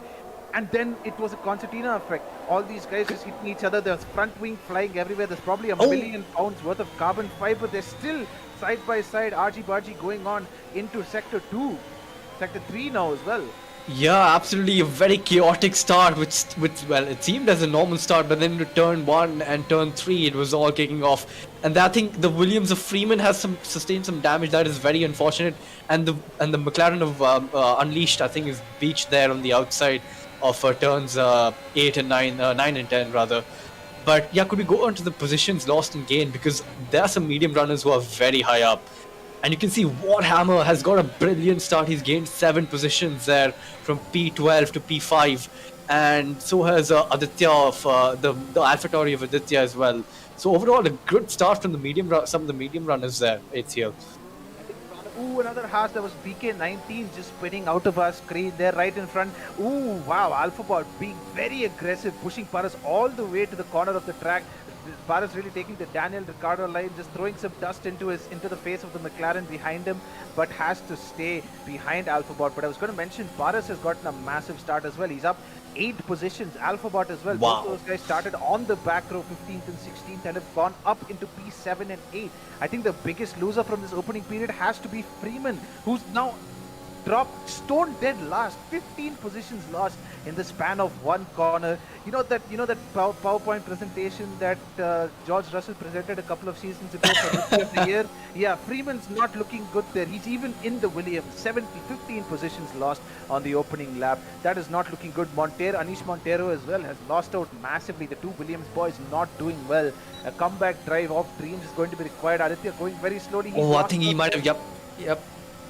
He's lost out a little bit through turn 1. And yeah, we could go back to tires. We've gone, and yeah, I think as you were saying, the AlphaTauri of Aditya might have sustained some damage, which is very unfortunate because he got a brilliant start. Well, his front wing seems fine actually, but I think even sometimes when you tap the car in front, it does damage the front wing. But Jeff or the MFT doesn't let you know, and I think he's just facing that chronic understeer, which is not as detrimental as it would be on some other tracks, but still. You don't want to be taking lower speeds through these corners where there's just, like so few of them. But yeah, it's Abhi in P1 with a great and clean start, and Shawshank's whose car was bouncing around in T3 has come out unscathed somehow, and he's kept it in P2. But the Merc of Abhi is close behind. Yep, it's all popping off in these opening couple of laps here. Literally, I was saying lap 1 is going to be absolutely intense as RB Ferraro lines up the Ferrari of Shawshank in his sights. Ooh, Shawshank doing well to hold it around the outside. He has gone a little bit deep into turn 2, but RB will get the DRS towed down the back straight again, down to turn 4 as well. Shawshank more than a second behind RB, so won't have DRS as it's pretty routine for RB Ferraro. Shawshank does try to hold it around the outside, but votes against it and chooses to slot in P3. I believe he's on the controller. He's a couple of choppy inputs there on his steering, but you know, this game is pretty well optimized for controllers, so you can get away with it. But yeah, we've had a lot of drama, a lot of incidents in these opening couple of laps. And I believe Streeter is desynced or having network issues because he's currently ghosted. He's an AI, so overtaking and getting past him is more of a hindrance, let's say, than a challenge. He's just sitting on the racing line doing maybe 70% of the pace of the faster drivers right now as an AI. Yeah, absolutely, and the gaps have been equalizing in Paras. Former WDC winner is on it with the fastest lap, but Streeter's ghost somehow gets the fastest lap back. So I don't know what's going on there. Maybe he did join back, but Streeter and Paras absolutely on it. And it's, wow, this is very close here. And AlphaTauri of Aditya getting very close to Montero there, and he tries to go around the outside, try to get a switch back, but I think he might have got a good exit there, and it's going to be a DRS overtake. He's going to go around the outside, he'll have the racing line for the corner, but the Ferrari of Streeter does ghost on time there, thank God for that. But this battle is still going on, and the AlphaTauri of Aditya is trying to hang it around the outside, but Montero on the softer rubber has the upper hand. I think we saw there just coming into that battle, going into turn 3, I believe. These guys were really pushing each other all the way to the edges of the track. Streeter having another disconnect there, leaving the session once again, so his car will be ghosted. But these guys are having a real scrap for P8 right now. Heisenberg just managing to stay ahead of Montero and Aditya, who just seem to be holding each other up by getting into unnecessary battles. The logical thing to do would be to let each other drive and, you know, try to catch up the Heisenberg. Aditya, big Good snap. pass, yeah. Big snap there for the AlphaTauri going through turn 1, but he gets the move done, and Streeter's AI is also getting well involved in this battle. I think Montero will just, absolutely take that for granted, just drive right through Streeter, and Aditya has gotten a very, very good drive out of turn 3. He's already put about, I'd say, a tenth or so, more than a second between himself and Montero, just because of a great exit out of turn 3. Great driving by Aditya. I think he got a little hard done by in those early laps with an incident or a spin going through turn 1. I think he's still struggling there. Big snap we saw as he overtook Montero, but great racing there from the young AlphaTauri driver. Yeah, absolutely. And another important thing to note is that Faizan on the alternate strategies found himself in P3. And as you've spoken about this before so much, that the medium soft is actually faster on this game, because the softs on the low fuel have less wear than you would normally have on the first stint. So Faizan has found himself in a very good position for a possible chance, definite chance at the podium, and probably a race win as well. But getting back onto things is Warhammer has a sniff up the inside of Shawshank. He does give him a slight tap on the rear, and Shawshank does get a bit out of shape on the exit, but he still manages to get the power down smoothly and get a good run down to turn 4, where he's put some distance between him and the AlphaTauri. Yep, but he's now reduced the distance between himself and the Ferrari. I won't say the Ferrari sister team, but the Ferrari customer team of Alfa Romeo right in front of him. Faizan occupying the final podium position. Obviously, it's way too early to decide the podium position now, but he'll want to stay up ahead of the soft runners for as long as possible. He want to make these guys burn off their tire advantage, trying to get past him. Obviously, Warhammer and Faizan are now in good positions, both on the medium tires, but Shawshank will feel a little hard done by. He's gotten stuck between two slightly slow drivers. Well, I say slow as Warhammer tries to move down the inside into turn 1, and he does so. Shawshank pushed wide, and now each car is separated by just a diffuser's distance. 3 drivers now, Alphabot as well getting involved. They've caught up with this leading pack now. It's almost, there was about to be a chance with 3 wide there, and there's a tap. And Shashank has to recover quickly. My apologies, I keep referring to it. Shashank has this big contact. Ooh. Oh, that, yup. So Alphabot tried to get the switch back there, but he couldn't quite get the right line and did end up tapping the Ferrari in front of him. But then Shawshank sort of Constantino'd into that, like from that wiggle, and wasn't able to control his car, and then rear-ended or tapped Alphabot's rear in turn, and Alphabot is out of this race with a very unfortunate incident. Yep, that was really unfortunate. I think Alphabot just may have squeezed him a little bit too much. I think he was just a little bit of an adrenaline rush. Sorry, my apologies, was mincing my words a little bit here. Still overwhelmed by that incident. It just didn't give Shashank enough space on the inside. Just felt like he could close the door off slowly but steadily, but just moved too early. And there is there's a safety car. And a safety car, and we see a lot of drivers, the ones especially behind the front runners who've seen that safety car message pop up, have dived into the pits and pitted for a new set of medium tires. So Abi Ferralo, Anish Montero and Shashank as well have dived into the pits. Shashank will feel a little hard done by that. Obviously got a little sideways, but the stewards will have to decide later if that's going to be. And the Bern Maylander just enjoying a Sunday drive there. The Spark Gasly at the side of the track as all these guys are barreling past them. But it's going to be interesting to see what Abhi does. Obviously, he's leading the pack right now. His decision will influence that of the drivers behind him. Obviously, the likes of Faizan and Warhammer will choose not to pit right now because their tires have still got about, I don't know, maybe another 10 laps. Am I right in saying Moto of life left? Yeah, I mean, the softs, well, a thing to note is that the softs actually would have a lot of wear, but because of the lobby restart, they were all on fresh softs. But now it's all for naught because the safety car has come out, and it's going to be equalized. The pack is going to be equalized because of all the pit stops. But Yeah, it's shaping up to be a good race in terms of strategy because, well, actually, no, everyone's going to be on the mediums now, isn't it? Apart from BK, who's opted for the aggressive soft strategy right now. So he's gonna be pushing like mad after this restart. Yep, and basically any kind of tire advantage now is going to, well, not going to be wiped out completely, but Safety car is thankfully underway. It was just chilling there on the top of the hill, but now it's seen the leader and it's like, all right, let's get a move on. And it's yeah.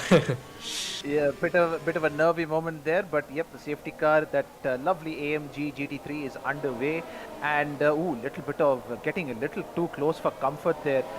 So now we've seen two drivers retire from the race. It was just Alphabot, but I believe Streeter is having a lot of network issues right now, so just choosing to park the car and retire it and call it a day. Unfortunate for the Ferrari driver, he definitely would have had the pace today had everything gone his way.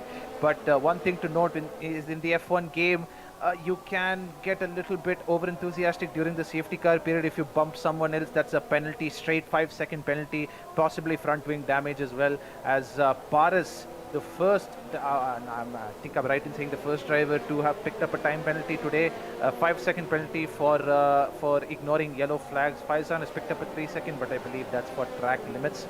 And interesting to note, some of the drivers at the back, I think Wow, would you look at, sorry to interrupt there, but ATL Live, I mean, that's just, you know your WDC material when you can take advantage of that. He's made up 13 positions there with all the kerfuffle going on, and that's just the example of a seasoned veteran who knows how to keep it clean and make it up the pack. I think he himself would have been a little unaware of everything going on ahead of him, but obviously he's taken full benefit of it and taken full advantage of it, I think is the word that I was looking for. But yeah, Paris, reigning world champion, defending world champion, now has to defend his honor by putting a real pressure on these guys ahead. And I am right in saying he has a fresh set of mediums on his. Actually, no, he's still running on those 8-lap, 9-lap old mediums, 10-lap old right. mediums. Okay. So that's going to be a little bit of a challenge for him managing those tires. Obviously, he has to pit once because he started on the medium tires, so he has to pit once at the end. So he'll be really, really rapid at the end. But it's going to be a question of how much of an advantage he can pull off against these guys on fresh tires behind him. And yep, as I mentioned, Kimrai and BK on fresh softs. 0-lap, 1-lap old softs. So these guys started at the back. And interesting strategy from them. I'd like to see how they make it work. Another 20 laps on the soft tires is going to be interesting. Yeah, coming on to that, what's interesting here, ACL, is that the mediums, the fresh ones, if the safety car, well, it goes on for at least 2 more laps, let's say max to max it'll go on for, because they've already done 1 lap under it. The mediums till the end, on even though they're fresh right now, will be a tough call, will be a tough battle, if I would say so, because the mediums are durable, but they're not that durable, especially on a track like Austria. So those mediums will be absolutely dead by the end of it. But the people who are already on the mediums will be pitting onto the softs by lap around, well, normally they would pit on lap 25, but because of the safety car, they'd pit around lap 28, 29. So it could be all to play for here if these new medium runners will be choosing to run on the same set till the end of the race, or will they be going for a soft set by the end of the race? Because it's a mix of strategy right now, is what it is.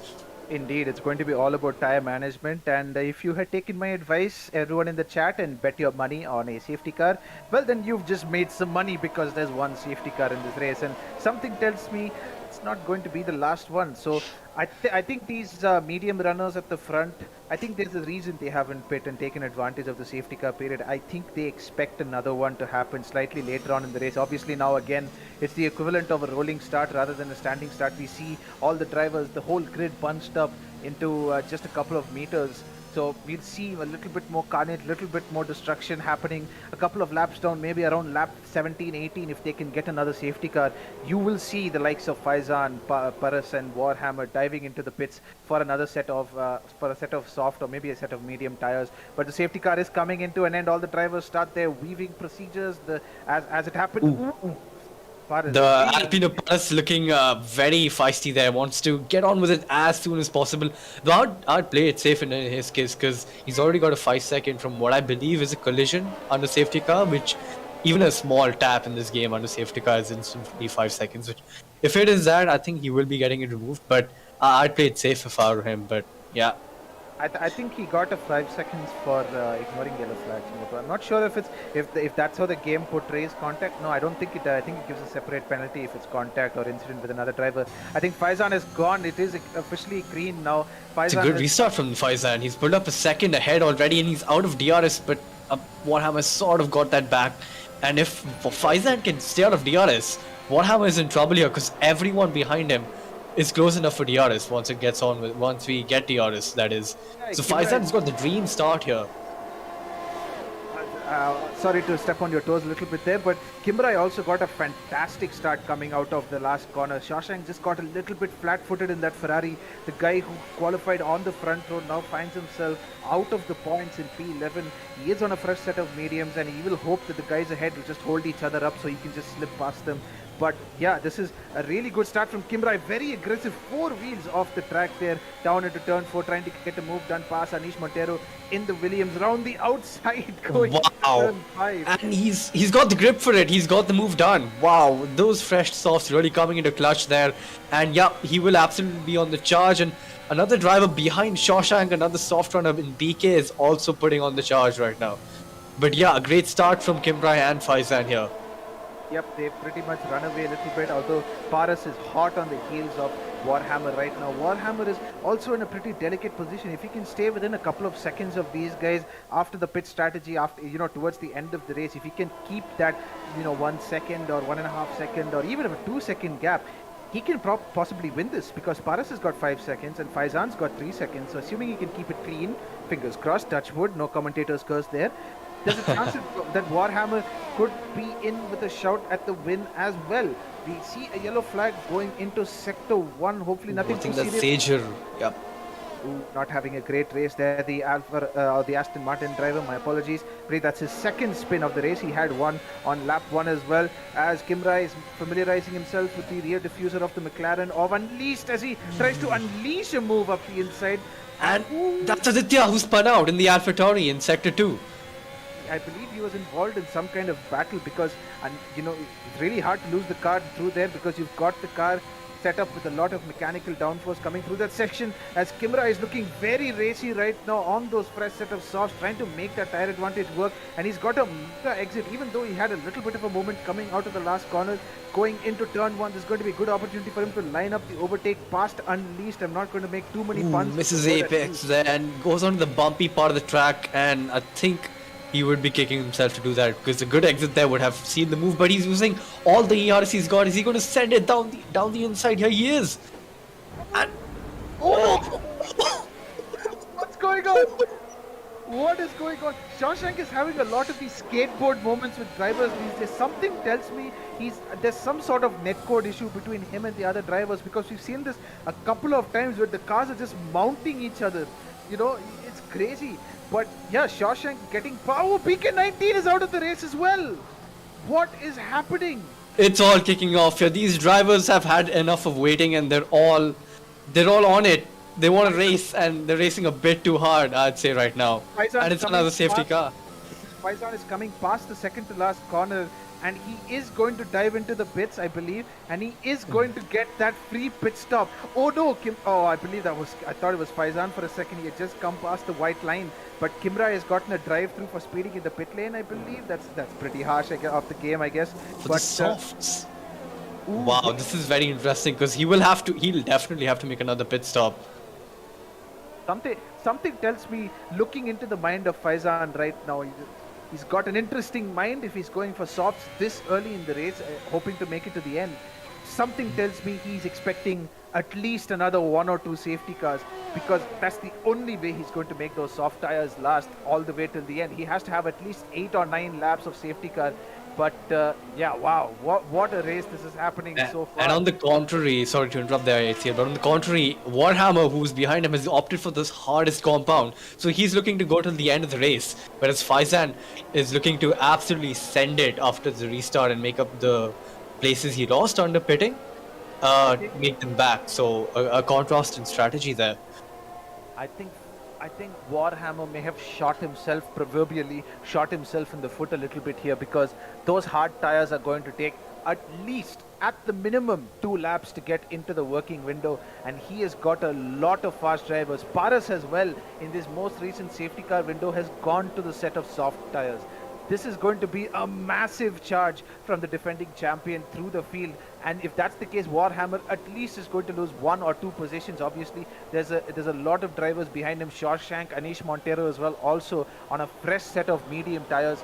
So Warhammer at the very least is going to lose 2-3 positions on that safety car restart, because those hard tires are not going to be anywhere near the operating window. He has gained 1 position from Aditya, who's pitting. I believe Aditya has been having a very torrid race, so front wing damage, possibly worn tires after a couple of spins. Obviously, if you are not careful, you can repeatedly spin after. Oh, that's mad unfortunate. Paras has got 5-second penalty for collision with Shawshank. That's... Yep.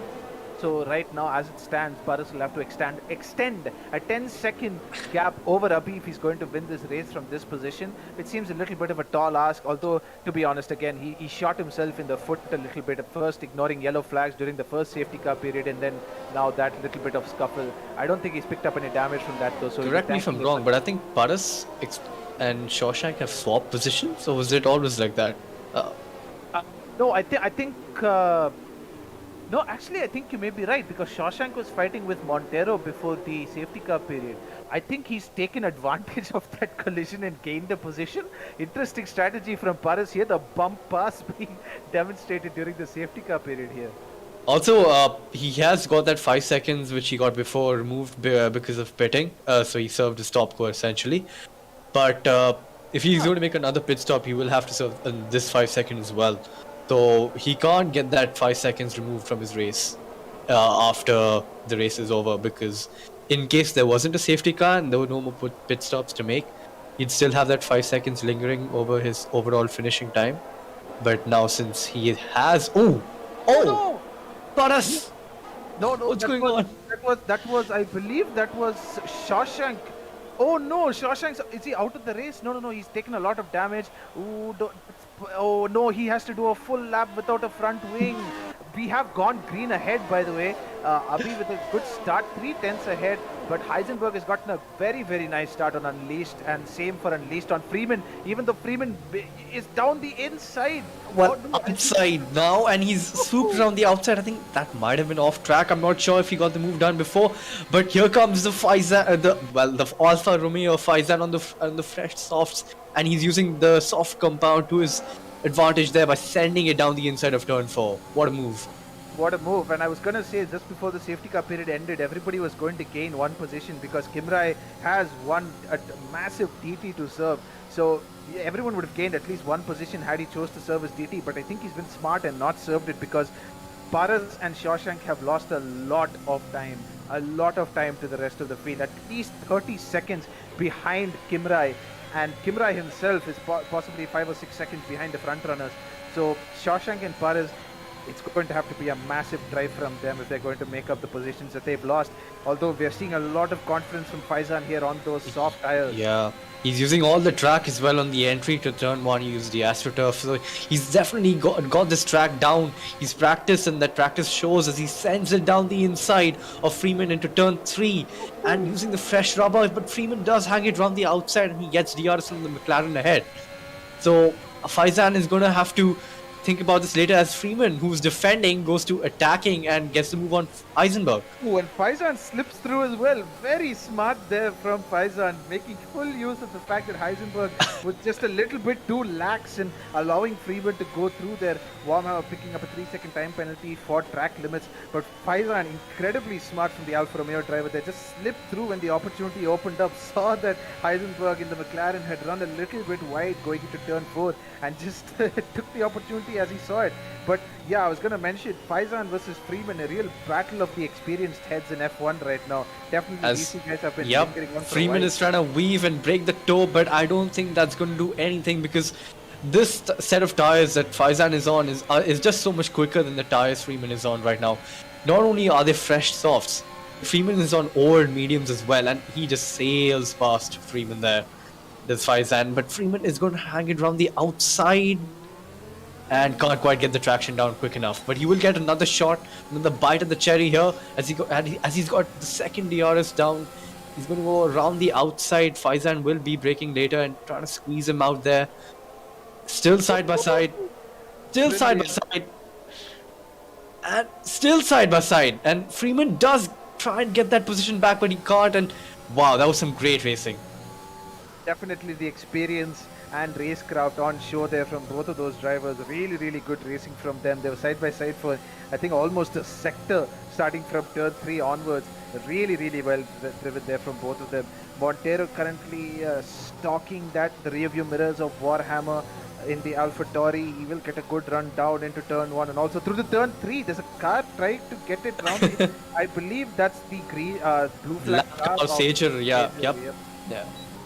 So yeah, interesting the way. Montero gets a great switchback line, a great exit, and he's going to get that move done. Those hards haven't kicked into temperature yet because Warhammer is really struggling here, and he got a penalty as well, so he can't quite keep it on track properly right now.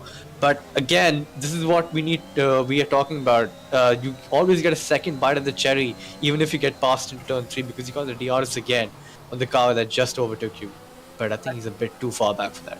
I think Sager has to be a little bit careful here. Obviously, he is a blue flag car, but he seems to be getting very racy. Obviously, he is ghosted, but you can still be a nuisance as a ghosted blue flag car, especially if you're trying to unlap yourself. And something that I also noticed with, I think we were on board Montero versus Warhammer. Warhammer, his misery is being compounded right now because he's also got a little bit of front wing damage. His right side of his wing is a light green in color, so it's a little bit of damage there as well. But there's a battle here for the lead. Abi Ferraro within a couple of tenths of Abi.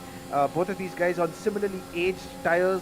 Tires have aged like fine wine. As RB tries to go down the outside, definitely looking for the switchback line, who's gotten a brilliant exit there from turn 3. DRS open, ERS charged, everything is being thrown here. Abi defending that inside line like a lion in that Red Bull. Checo-esque from the Red Bull driver, and he holds position well. Oh, but Abi's using all his ERS and he's going to go down the inside over there, but the outside line is way faster and you can brake so much later as well. And some good racing going on here, but RB, who had a really bad start, if I'm not wrong, has found himself into the podium positions. Yep, you're seeing the experience and consistency from RB. What's cemented his place as he was the Tier 2 champion a couple of seasons ago before Paris, obviously. So he's definitely got the speed, definitely got the experience. He's an old, experienced head when it comes to F1, so he knows what he's doing. RB definitely the hot shot, I'd say, younger driver. More fast, I would say, but some of his decision making leaves a little bit to be desired. RB will try down the outside again. It's almost like a deja vu from last lap, a switchback going into turn 3, and he'll get DRS. RB will possibly defend. Is he going to take the inside line, considering what had happened last? He's going to go for the inside line this time. He goes for the dummy, and he's trying to squeeze RB out, but he goes off track. Oh, and he's been spun as well, for good measure. The cars have collided. And Faizan swoops by.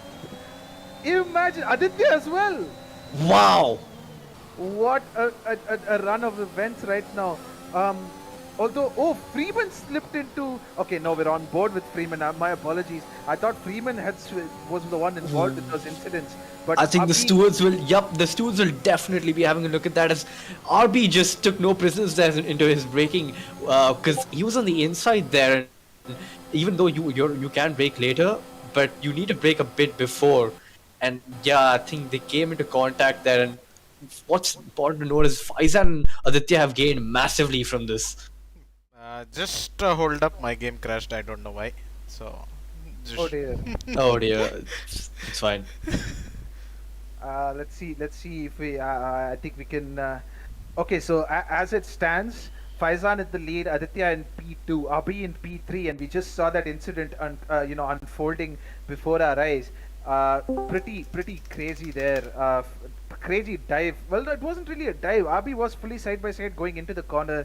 It was just a little bit unfortunate. He outbroke himself and basically pretty much pushed him into, or rather pushed both of them into the gravel trap. And then Yeah, that was very aggressive from Abi there, but yeah, we got the soft runners on the podium positions, and Aditya and Faizan, both of them on relatively new soft tires, and they would be pulling up a huge lead from the guys behind them because they're all on the old mediums as well. Yep, as it stands, we have a little bit of a technical issue, not a disconnect, so we should be hoping to get back into the race as soon as possible. As the standing stands, right as we stop the stream, Faizan in the lead, Aditya in P2, Abi after a questionable bit incident with Abi Faralo, the stewards will have a look at that later, finds himself in P3, Freeman in P4, capitalizing massively, Faizan, Aditya as well have capitalized massively, Montero in P6, both the McLarens of Unleashed and Heisenberg in P7 and 8, Warhammer in P9, still trying to get those hard tires into the window, Kimrai rounding off the top 10, Paras, Shawshank and Sager are the last three drivers still on the track, and we have lost PK19, Streeter and Alphabot to previous incidents. This is really an entertaining race. It's such a shame that we had to stop it there, but yeah, this is fantastic racing. Oh, but yeah, what's to note is that Aditya has gotten past Faizan and must have taken him on DRS as well, because those softs are going to be so rapid right now compared to the mediums, and I think Freeman, I think all the drivers in the top 3 have to pit, right? If I'm not wrong. Yeah, they do. Yep. Assuming we don't have another safety car period, yes. Although there's a yellow flag. Oh, the Ferrari has gone off. Is that Shawshank or is that... No, it's an Alfa Romeo who's stranded in sector 2 or 3. I think it's the Alpha of Kimrai. Kimrai, yeah. Yeah, I think he must have had a spin. Yeah. He has recovered it, not much damage, a little bit of hurt pride, and as Lando Norris would say, talent has been affected a little bit there as well. Oh, wow, that was a really quick reset to track, my god. Wow. I think credits where credits due, that was very quick. I think he's got a macro map to reset the track or something. That was really quick. That was almost like CSGO quick sniping. And he has decided to call it quits and retire in the pits. I think that's in retrospect. I think that's a good decision, because the stewards would not have looked kindly upon that reset to track. Obviously, reset to track is frowned upon. You should do it unless it's really the last resort. So I think he's just retired and called it a day as kind of little bit of a reality check, if you will. A humble move there. Lewis Hamilton would be proud. Okay, as the race stands, we have 9 laps of racing left to go. It's been breathless so far, Moto. You'll agree with me. Yeah, it makes up for all the restarts we've had. What a great race. We've got some amazing battles, a lot of incidents, and now the top 2 are just going neck and neck. But it's important to note that Faizan does have that penalty looming over him. Whether he chooses to get that removed or not depends on the severity or the condition of where he got that penalty and how he got it. But yeah, regardless of that, and we see Paras making a move on Heisenberg down the inside of turn 3, but Heisenberg does keep it around the outside and gets a great exit. Wow, and he's on the fresh softs, maybe that's why he's got that done.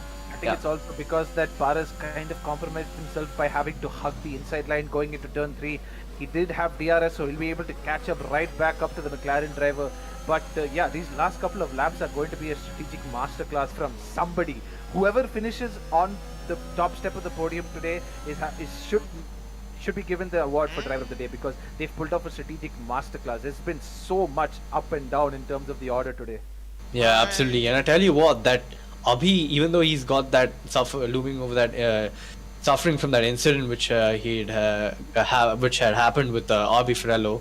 I'm losing my words here. There's so much action going on, but he has made that pit stop onto those fresh softs, and it's another one. Yeah, seems we've had an issue with the game. We'll be right back, but yeah, as I was saying, he does have that fresh set of softs, and he won't be needing to make another pit stop, so he could be on the charge again. Yep, definitely all to play for. Right before we have a little bit of a technical issue, Aditya in the lead, Faizan in P2. Freeman in P3, RB in P4. But the important thing to note is Aditya and Faizan in the top two positions are on 10 lap old soft. It's going to be a massive task to get them all the way till the end.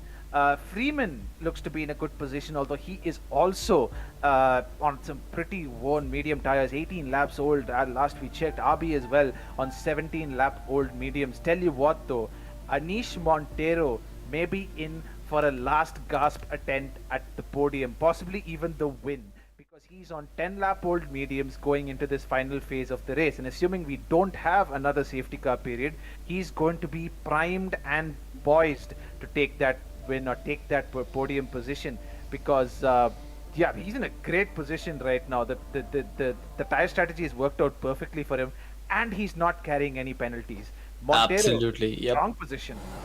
Yeah, and I had mentioned before, he's one of those drivers who may not have that outright burst of pace in one lap or over the race, but he's extremely clean. And on a track like Austria, where the gaps are so close, that could make or break your race, considering how many penalties you would have. And Montero has none, and he doesn't have to make a pit stop as well. So he's just playing the long game, taking it easy, and he will see this out. He has to keep his wits about him here, because if he even lets his position slip slightly, even a little lapse of concentration, as we're seeing a little bit from RB there, and his chance, his outside chance of getting on the top step of that podium might diminish within the span of just a couple of corners. So he has to be really vigilant these last couple of laps here. 30 laps down, 6 to go, or rather 7 to go if you're being really pedantic about it. Aditya currently in the lead, but those soft tires, I don't know, what's the chance of those soft tires getting all the way until the end? The ones which Aditya and Faizan are on? Exactly. No chance. They will be short in a few laps or so. If that is the case, those guys have some serious decisions to make right now as to where they will end up, because bit too late and you might be stuck behind traffic and you won't be able to capitalize. Bit too early and you find yourself losing that initial burst of 2-3 laps of pace that you've got. Faizan picking up another 3 seconds for track limits there. Freeman Freeman and RB Ferraro are really on those last legs in terms of those medium tires. Another 5 laps to go, and their tires are looking pretty toasty as it is. You could probably make yourself a nice sandwich on one of those right now, looking pretty well worn in, I think this would be the right word. I think that's a CSGO terminology as well. Well worn. So Freeman and RB are also coming together. This is not going to be helping. Their tires either battling against each other. RB sending it around the outside, got a great run. Oh, but he went off track there and compromised his exit, and now again Freeman has the second bite of the cherry and he's gonna sail down the outside, or is RB gonna push him wide here? And he goes clean past the outside before the braking zone. Something tells me if RB gets into a situation, an out-braking contest going into turn 4, he's going to be a little bit more vigilant after what happened with RB those last couple of laps ago. Tell you what though, I'm really interested to see when these front runners are going to be pitting. Aditya coming through the penultimate corner now, Faizan not too far behind him. But yeah, this is actually setting itself up to be a great finish. Montero, assuming he can make that tire advantage last until the end of the race, can really get something done here, as his Williams teammate is going wheel to wheel with RB Ferraro. The Mercedes driver looking to dive up the inside going into turn 1. He'll have the compromised inside line. Little bit of contact between the two of them. Freeman runs wide onto the slip road, and I don't think he'll be close enough to make the move into RB unless he goes for the send of dreams, which I don't think he'll do. Freeman is not the kind to go for the last ditch overtakes. Yep, closes up all the way to RB's diffuser, and this battle also I think is one of those that are going to go down all the way until the end. Yeah, but if Aditya is trying to take those softs till the end, he's a mad lad, because it's lap 32, and I don't think if he makes a pit stop right out, I'm gonna see. I think he's gonna come out just behind Abhi, if I'm not wrong, with the pit delta and all. Yep. So I don't think he's gonna make a pit stop. ACL, you're right. Those two guys are going to take the softs till the end. It's going to be a bold move from them if they are, but there's good thinking behind it, because the two drivers behind them, the two medium runners behind them, are currently scuffling it out amongst each other in trying to get that final podium position. They're going to be wearing their tires prematurely. That tire advantage that they have, the little slender advantage that they have over those soft runners, will diminish within the next 2 or 3 laps. Same for Montero. if those two guys are going to the end, Freeman and RB, then Montero is going to be going to the end. And as a result, he has to put up with them in those final couple of laps, assuming Aditya and Faizan get involved in the battle, as we see Paris trying to get past Warhammer and Ooh, Warhammer does a similar move to a pit maneuver there, almost squeezing him to the pit wall there, and both of them go off track there. But Warhammer is going to have a second bite of the cherry with a good exit here, and he sails clean past. But wow, that was kind of sketchy defending there from Warhammer. I think that pit maneuver joke is multi-layered. I mean, well done on that. That was good. That was good. I like that. But yeah, there's all sorts of narratives. It's like some teenage Netflix series. There's tons of narratives going on everywhere right now. You know, there's this huge narrative whether Faizan and Aditya can make it to the end of their set of soft tires, as Paris is being pushed literally an inch to the grass. But he's going to have the racing 9. Is he going to carry the speed around the outside? What a move! Wow. A move from the defending champion there. Made the tire advantage count, pressed it home. And yeah, Warhammer really suffering on those hard tires. I mean, they even could be, yeah. Suffering from tires, speaking about, look at Aditya's tires. Those, if we could have the numbers as well, according to the graphic, we would know how worn they are. But from the color itself, I'd say around 65, 67%, or maybe even more rather, at least on the front. So around 70%, and 75 is the cliff if in this game, where after 75 you can get a puncture at any time. It's all RNG after that. So Aditya will be nursing those tires home. Yep, and I think more to the point. Wow, I was literally going to say something and it's just gone off the top of my head. Damn. Because of that great move by RB Ferrello, who's just swooped around the inside of Freeman there. And these two guys are also on worn tires, and they still have the courage to battle it out on those very worn set of boots. Great show put on by these guys. Ooh, little bit of grass there from RB Ferrallo just on the exit of the final corner there. But yeah, what I was about to mention was, I think without guesstimating about the numbers, Aditya and Faizan are now walking a tightrope, let's say, in terms of managing those tires and bringing them home. Montero now, oh, the tire advantage is absolutely. really coming in now, is really betting in for the Williams driver. I would say. I think he's. Yep. That's team orders there. I think Freeman might have just let him through there in order to get him up into those podium positions. And have from my angle, it looked like I think there was a bit of a collision there from Freeman and Montero. I think he might have clipped his wing off, or maybe that's just me. But yeah, that was a bit too close, I'd say. I think that was just Freeman trying to make most of the team order situation, that he's just trying to get that nice cutback line after allowing Montero through. But guess what? The Williams driver is in for a solid shot at the podium right now. And assuming those two front runners don't pit, this is going to be his last opportunity. But something tells me, actually no, they might make it to the end. But another narrative that I didn't quite think about. Faizan has 6 seconds. 6 seconds, yeah. Right now. Will Montero be able to close in within 6 seconds? It's the last lap of the race. There's sorry to interrupt, but yeah, it's the last lap of the race, and this is Montero's last chance to grasp the final podium positions here. Oh, will he? No, wait. He would still finish in P3 right after the penalty. So it's the last chance to get him to get P2 here, and he goes to the switch back there. No, I think this will be an opportunity for he has to make the move here. He has to make it at some point. There will be a dive here. I'm guessing there's going to be a dive here. And he sends it from the outside. He's going to get the cutback line on this late apex corner, but he doesn't quite get the drive out of the corner. Good car positioning by RB Ferrello there. Yep, sorry to cut you off. Unfortunately, the delta is in such a way that Faizan is just barely about 6.4, 6.5 seconds clear. So assuming he holds this position, meanwhile we're talking about this Aditya, who had no hope of winning this race going into lap 1 after being dead last, has come across the line to win the race. Faizan as well, who started in P10 I believe, has come across the line, and Montero has claimed P3. Faizan pushed down because of penalties. What a finish! Wow, Aditya's really massaged those soft tires till the end there, and both, even Faizan, props to him, because even though he lost out on the podium positions, both of them had to really massage the tires till the end there, because that was puncture territory right there. That is an amazing drive from the AlphaTauri driver, and such a valiant drive from Faizan as well. Unfortunately, due to penalties, he's been pushed down a little bit. What a great drive from Aditya, what a great drive from RB. What a fantastic drive from Montero. I think all of these guys need a round of applause right now because that is some A tier race management right there from all of these guys. Yes, in some of their cases, the strategy worked out perfectly in their favor, but I mean, I think you'll agree with me here, Moto, but the 3 restarts, I think we've been paid back for those. Oh, we definitely have. What a goddamn great race that was. We had action all around, overtakes where overtakes were not possible. Were happening. We had tire strategies at play, penalties at play. All the drama, all the adrenaline really has made up for a great race there.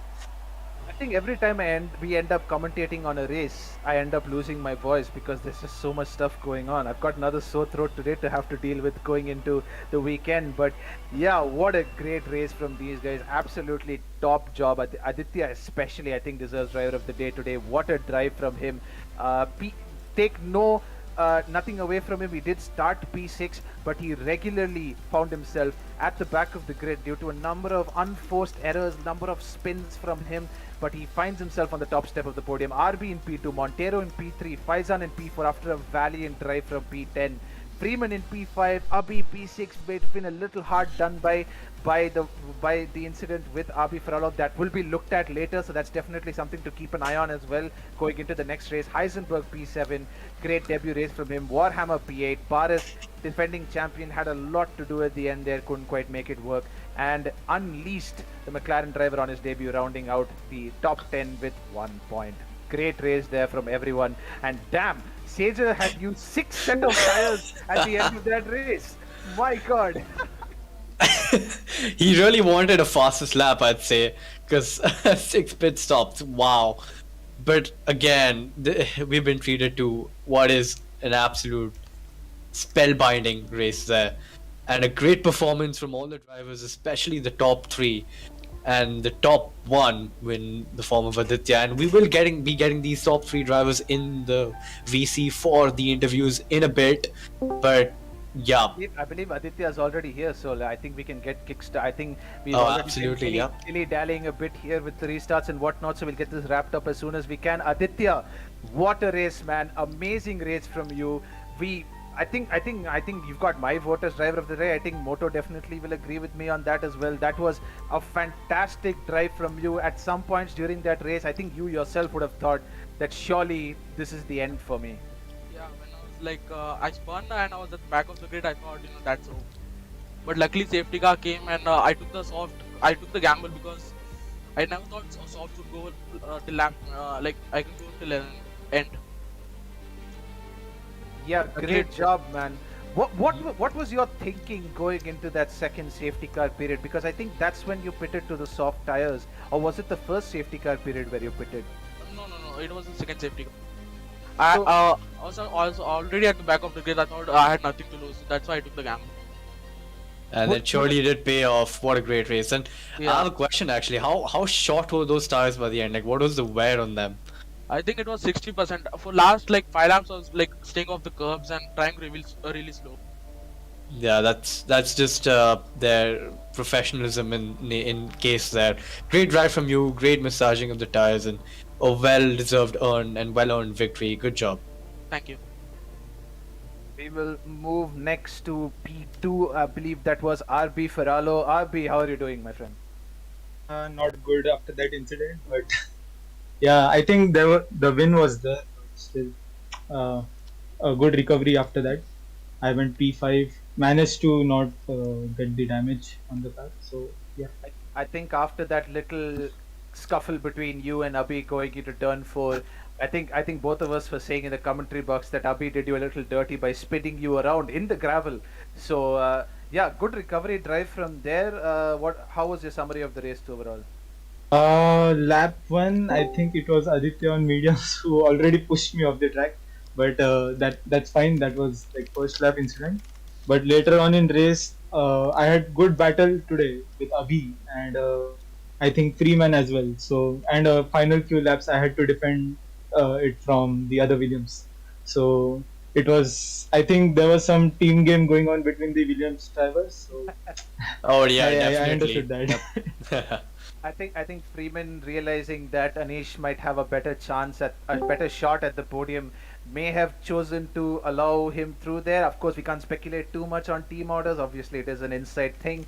But yeah, great race from you, man. I think we'll still have to wait for the stewards' verdicts to see if that incident is going to be looked at and how will it be, how if there will be any penalties dished out.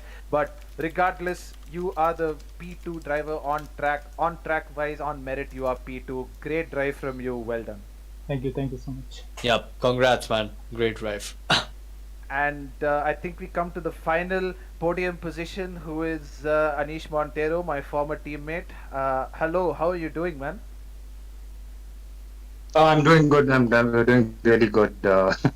It it was kind of a seesaw of a race. I had so much of damage. Both the safety cars really helped me.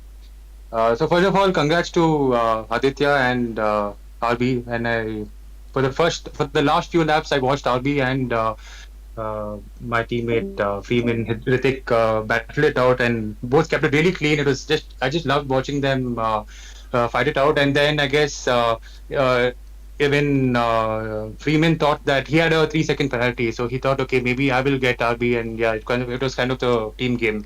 So he let me through, and I did think about the podium a bit, and after turn three, I didn't put in too much of effort, as in I didn't want to go too much on throttle and ruin the entire race. But yeah, so hats off to both of them for the brilliant race. Especially Aditya, I had no clue how he made the softs last for 20 laps. And yeah, my race, I had a lot of initially I had a lot of contact, and even at the end of the second safety car, I got damage, and luckily both the safety cars helped me in pitting and getting a good tire for the end of the race. Yep, great job from you, man. Yep. I think you pretty much summed it up there from your side for us. I think my only question would be, at what point did you start to believe that, okay, maybe there is an opportunity here for a podium? I sense something, because for a lot of the race, even during the first few safety car periods, you were sort of around the P7, P8 position, just kind of getting involved in a lot of unnecessary battles. At what point did you think, okay, a podium or potentially even a win might be on here? At the second end of the second safety car, I did see a lot of people on softs, and I knew that they won't make it to the end on soft. Again, that's why I said that Aditya was brilliant, and I thought they would be pitting. I was not sure where I would finish, but I knew that I would have a chance, not at the podium, but at least a top five. And yeah, I guess because of some penalties, I was able to make it. And then I did during our lobby restarts, I did go back and watch the YouTube videos of our of the live streaming, and I did catch you telling about the fact that I was in Tier 1 and how would I feel about joining Tier 2. But yes, so it's way better to battle battle for podiums in Tier 2 than being somewhere kind of a backmarker in Tier 1. So pretty happy being in Tier 2 and at least battling for top 5. Yeah, absolutely. And I've got to ask, man, like, how do you keep it so clean? Like, you barely seem to get any penalties, especially on a track like Austria, where it's so easy. Like, what's your secret? There's no secret, actually. Even I was talking to Freeman. I was telling in the VC, I was talking to him about when I was practicing how many times I had to use how many penalties I got. But I don't know. I just online, I just don't push too much. So I just keep a consistent pace. I don't push too much. Especially in this race, I surprised myself that I got 0 warning. So maybe 0. Oh, wow. I guess I got one warning. That was under safety car is what I got the warning, which was again. I don't know how it happened, but yes, under safety car I got a warning. But other than that, it was 0 warning. So that is where I usually pick up a lot of I make up a lot of positions just by not getting points. That is what I always think of, to keep it clean and to keep it to not get penalties, at least through track limits. So that is where a lot of people do get penalties, and I knew that if I keep that clean, a leaf safety car. Yesterday I watched Banat's race also in QRL, where he was nowhere, and by not having penalties with a late safety car, he got a win. And even the one of the evaluation races, I was nowhere, and towards the end we had safety cars, and because of having no penalty. So that's always in my mind that I have to keep. It doesn't matter if I'm maybe 2/10 slower each lap, but not getting penalties will always pay off in the end, especially if there's safety cars. Yep, absolutely. And yep, you have managed to keep it clean again. And congrats to you. Congrats to all the podium finishers. Best of luck for the season ahead. It's a long season, so keep at it. And don't get your hopes down or anything. To all the viewers out there listening as well, to all the other drivers, congrats to them. And I think ATL, that's a wrap at it. And thank you for the viewers for watching tonight's race and for sticking with us despite the many issues and we faced. But this is IRC signing out.